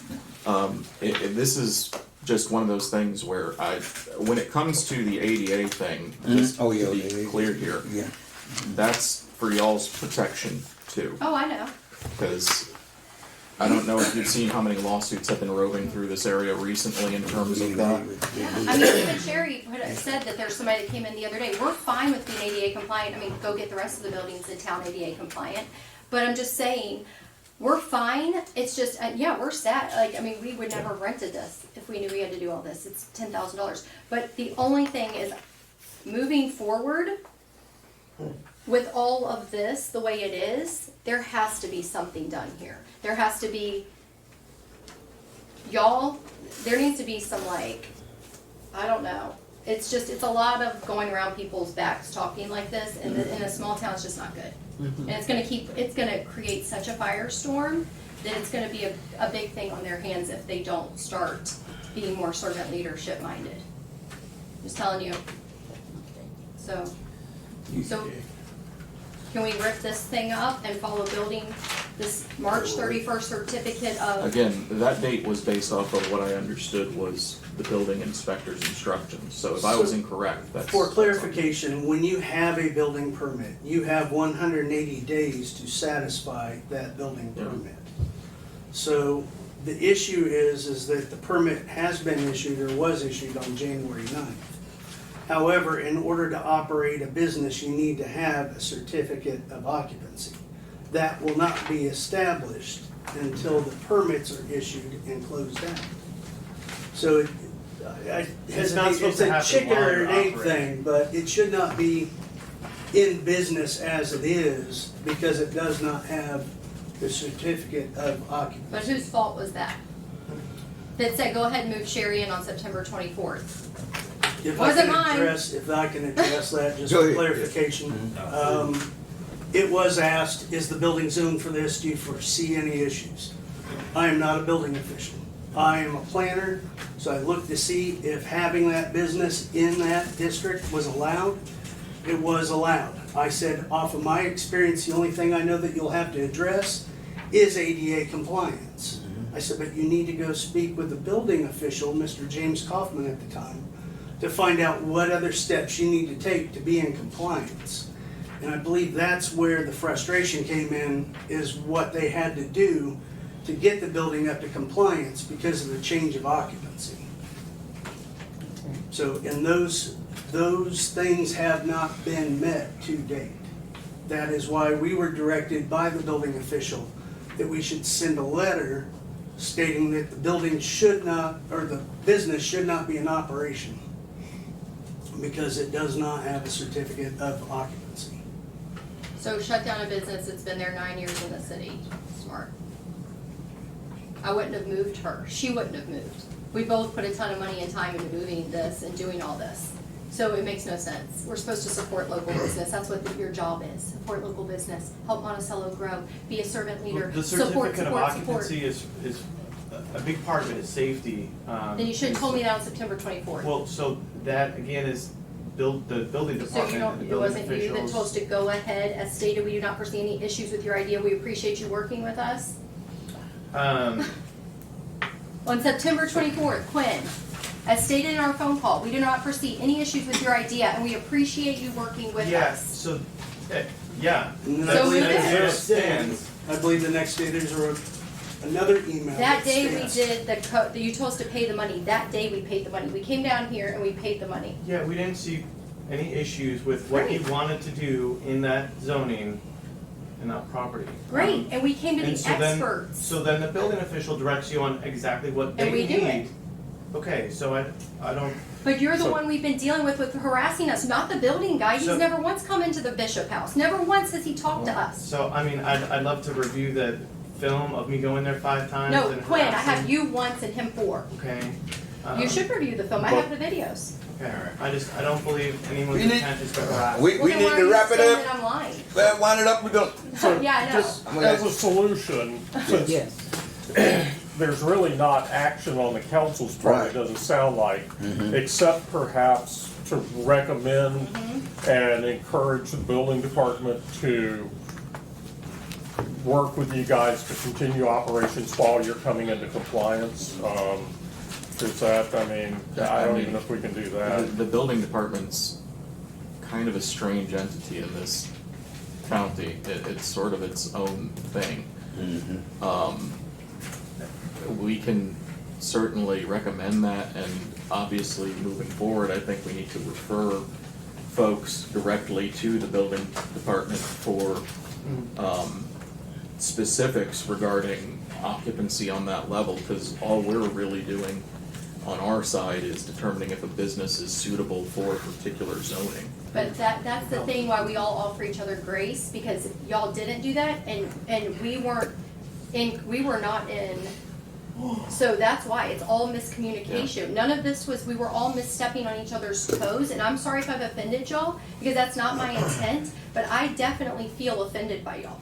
And so, I don't want to be that way, and I hope that we can figure out something, because we do have a lot of businesses in this town. I do want to support your wife's soap shop. Right now, I can't even walk in there because I'm too annoyed.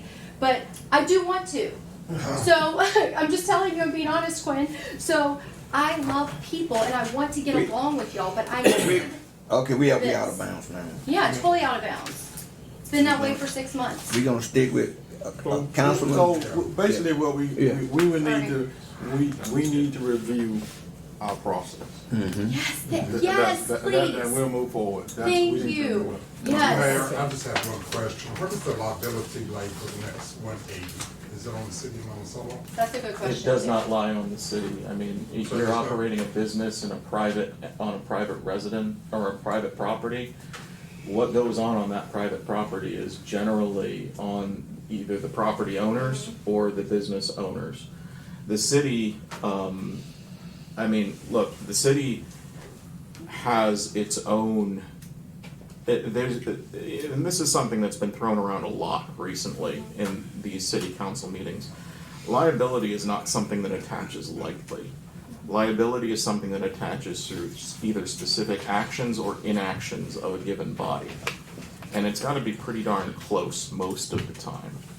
When it comes to government-based liability, of course, there's certain aspects related to sovereign immunity and other things like that, which, frankly, I'm not gonna brief you on that because we're gonna be here for the rest of the night. No. But, in this particular instance, the city isn't really doing anything. I mean, that's just how it is.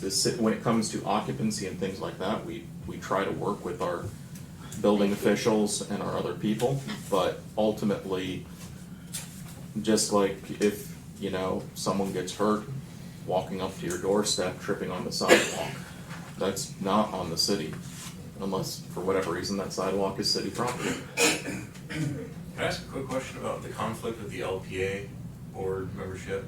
Yes, matter of fact, we are required by the state of Florida to have an ethnic training once a year.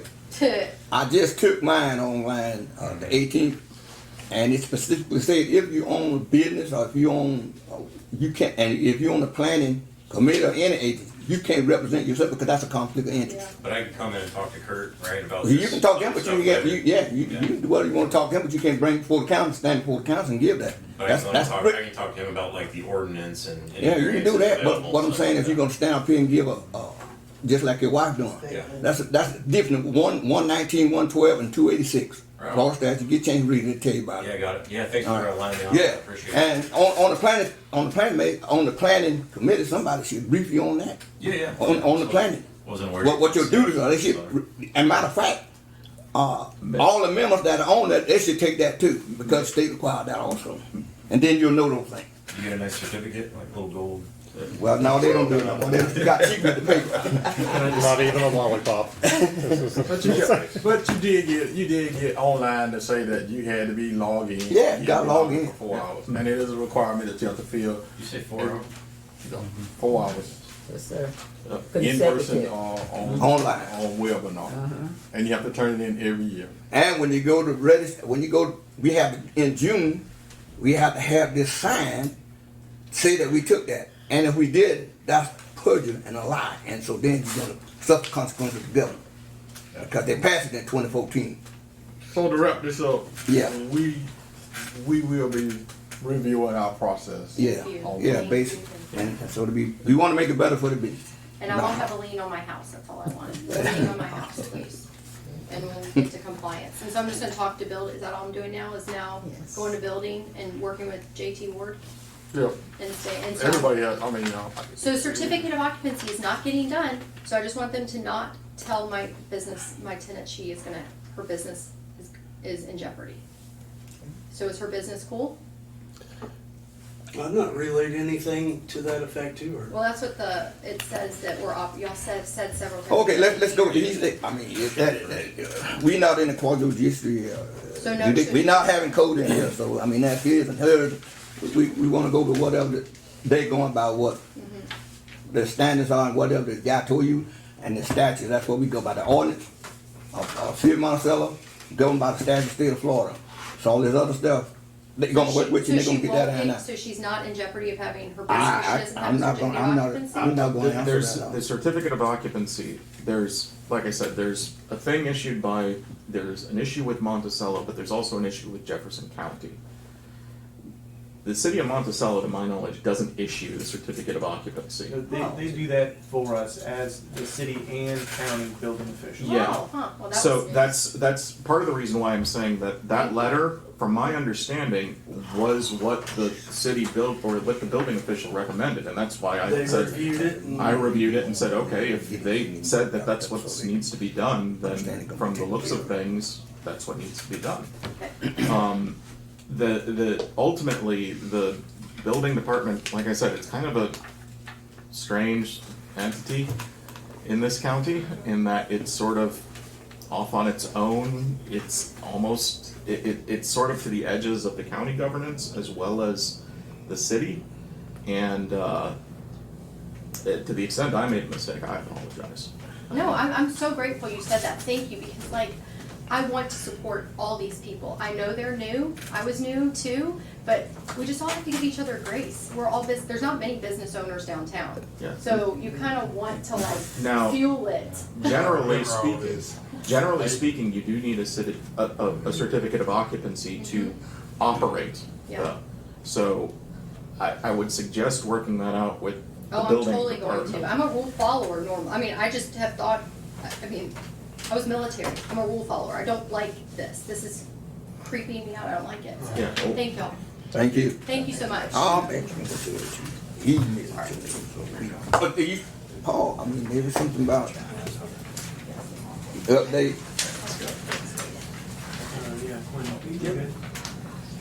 So, just wanted to give you guys some updates on other code enforcement issues. 910 North Jefferson, there was a tenant living in a commercial building, and there were several nuisance issues. That gentleman came in and spoke, the tenant. As an update with the property owner, he's basically stated that the tenant is no longer living in the commercial building. It's been explained to the property owner that business does require on-site parking, but that tenant's merchandise is in the parking lot. So we've expressed to him that merchandise, to the property owner, he needs to convey that to his tenant. That stuff needs to be brought in to get in compliance so that they do have parking, and the merchandise that's outside the building needs to be fenced in where it's out of sight. We've given that property owner until March 31st to get into compliance, and this is all, he asked for that date, give me till March 31st. He's got the letters, he's been very cooperative. He's working to resolve the issue with the tenant. Any questions on that one? Okay. As far as 625 East Washington Street, it was operating as a boarding house versus a bed and breakfast. We got numerous complaints on that. There's also 2 accessory dwelling units on the property. The property owners have come to us after we've sent them letters, and they want to work on a special exception use to become a legitimate bed and breakfast. The property owners have applied for a variance to have a second accessory dwelling unit. The HDRB reviewed the applications last month, and there was really no vote passed because they would prefer the accessory dwelling units to be addressed before they grant any kind of special exception to be a bed and breakfast. So this will most likely go in front of the local planning agency and see how it continues. Where was this property located in? 625 East Washington, Oh, okay, so big it's house. across, I know it's you're a talking big about. white house across. That's a big from- house we're gonna have a lien on about 10 years ago. Yes, sir. So the property owners are working with us. They would again just like to operate it as a legit bed and breakfast, but it's the other nuances and problems that they inherited when they bought the property that we're trying to work through. As far as 150 and 170 North Jefferson Street goes, That's the building between the Brick House Diner and the coffee shop. There's been numerous issues with that and damage done to the remodeling project. We've been working with the property owner. He was here this week trying to resolve some of the issues. And just to let you guys know, because it is kind of an eyesore right now, that it is being addressed by code enforcement, the building department, and us. And That's the building that voted up? Yes, sir. The city of Monticello? Yes, sir. So they intend to put a business in there? What was? Yeah, the intent is for Fancy's Dress Shop to eventually, which is at the old flower shop. Right. This is according to the property owner, that they are gonna move in there and operate their business out of that location as an online retail shop. And where they're moving? They old were the D-Van flower building. shop and they're Well, moving. It's kind of academic at this point, Yeah. to be frank with you. Are there any tenants living in the downtown area, like upstairs? To my knowledge, there are a couple apartments upstairs. I believe, and I don't know the names of the shops. Above the barber shop, there's a gentleman who lives there. And the old Brassel building there. There's 4. Yeah. Plus 5. I saw them. Okay, we good. Total of 5. Okay, so it's okay for them to live on the business property? It's a permitted use in that district. Yeah, it's been there for years. Yes, Yeah. that's what it is. There's some different provisions. Yeah, that specific area, I can't remember the names off the top of my Like head. there can be townhomes in B1. Yeah, B1 permits on-site living as well, like above. So the old business theater or been above like, way, business. that way also, it been there, man, we always been through They've been there that. for years. We been through that, let's go, move forward. That's it, we already covered the 310 North Jefferson Street, Mhm. so that completes my report. Thank you. Okay, so Any questions? we're still bothering the man about living there in his, Are you talking about 910 North Jefferson? yeah. Mr. Ronnie Isom? Yeah. So we let the property owner know that if he wants his tenant to still live in that building, he just needs to, the property owner just needs to submit a request for a special exception to the council, because that's how we allow that. He does not want to do that, the property owner. He said, I'm not gonna do that, I just don't want him to live in there. We said, well, that's your choice, we're not telling you what to do, we're just telling you how to do this or that. Okay. Is that where the man got the flea market at? Yes, ma'am. When you go down, Chestnut Street and look to the left. Yeah, no, we looking around a lot. Yes. Okay, we on it, we gonna fix it. I'm better than Chestnut. Ours looks sort of decent compared to some of them now. Thank you, Paul. So the one thing I had was just doing our meetings with the committee for the 250th Independence Day celebration.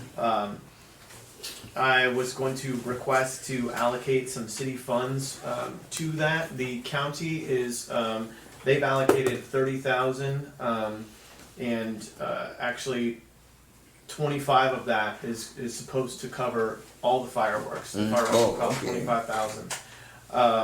And so I wanted to see what the council would like to put up. We have some areas where we had planned to hire a mechanic, and so for a few months we did not have one. And then also the being without a city clerk, those left some available funds to put towards this. You got a number in mind? Yeah, so we could do 10,000 and below, and we have safety for that. Plus, we're offering also in-kind services with city staff for, and. They contact the chief. Okay. Yeah. Okay. So how much is from the mechanic? So there is 17,333 that would have been the first 5 months of that position that is available. So I would offer that. Do we offer the 15,000 from the mechanic and not take anything from the clerk? I mean, we got a new person, at least let him look and see what. Yeah, we could do that. Yes, sir. Yeah, that's reasonable. Yeah. Yeah, so would you like to offer, up to 15,000 to go towards other expenses for the celebration that might, as far as if we wanna bring in, they're still determining cost for music and some other, items, so it's not specific, but it'd be around entertainment, decorations, and some items like that. Okay. That's the motion if we entertain. All right. So, yeah, Yeah, okay. second. Okay. Okay. Is there a vote? Oh. Getting late, John, come on, wrap it up. That's time for me to We go. can only go as fast as you go. All right. So we can. If they move that second, all in Yes, favor. sir, All right. yes, sir. Yeah. Okey dokey, we got that one squared away. Item 11, reports from committees and departments. Attorney? I've already said my job. All right, Chief, yours over there. Everything tonight, second summer. Manager? I believe at the next, meeting, we should have my contract up on the agenda. All right. Okay. That would be my 1 year. Nuclear. Mr. No. Brooks? No. Already letting us go. Hey, I love that. He learned quick. Okay, item 12, Councilmember report, Councilman Evans. I just want to remind Chief and Manager that we will be giving food this Friday.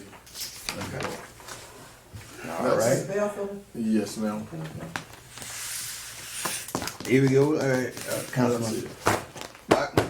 You see it, nothing for me, I'm Man. packing my stuff up. I'm packing mine up too. Yeah, everyone did great, awesome. Madam, All is well. yeah, all is well, and Spain is not here, so we good. Okay.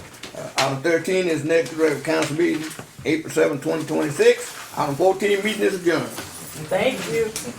Kindly. Thank you.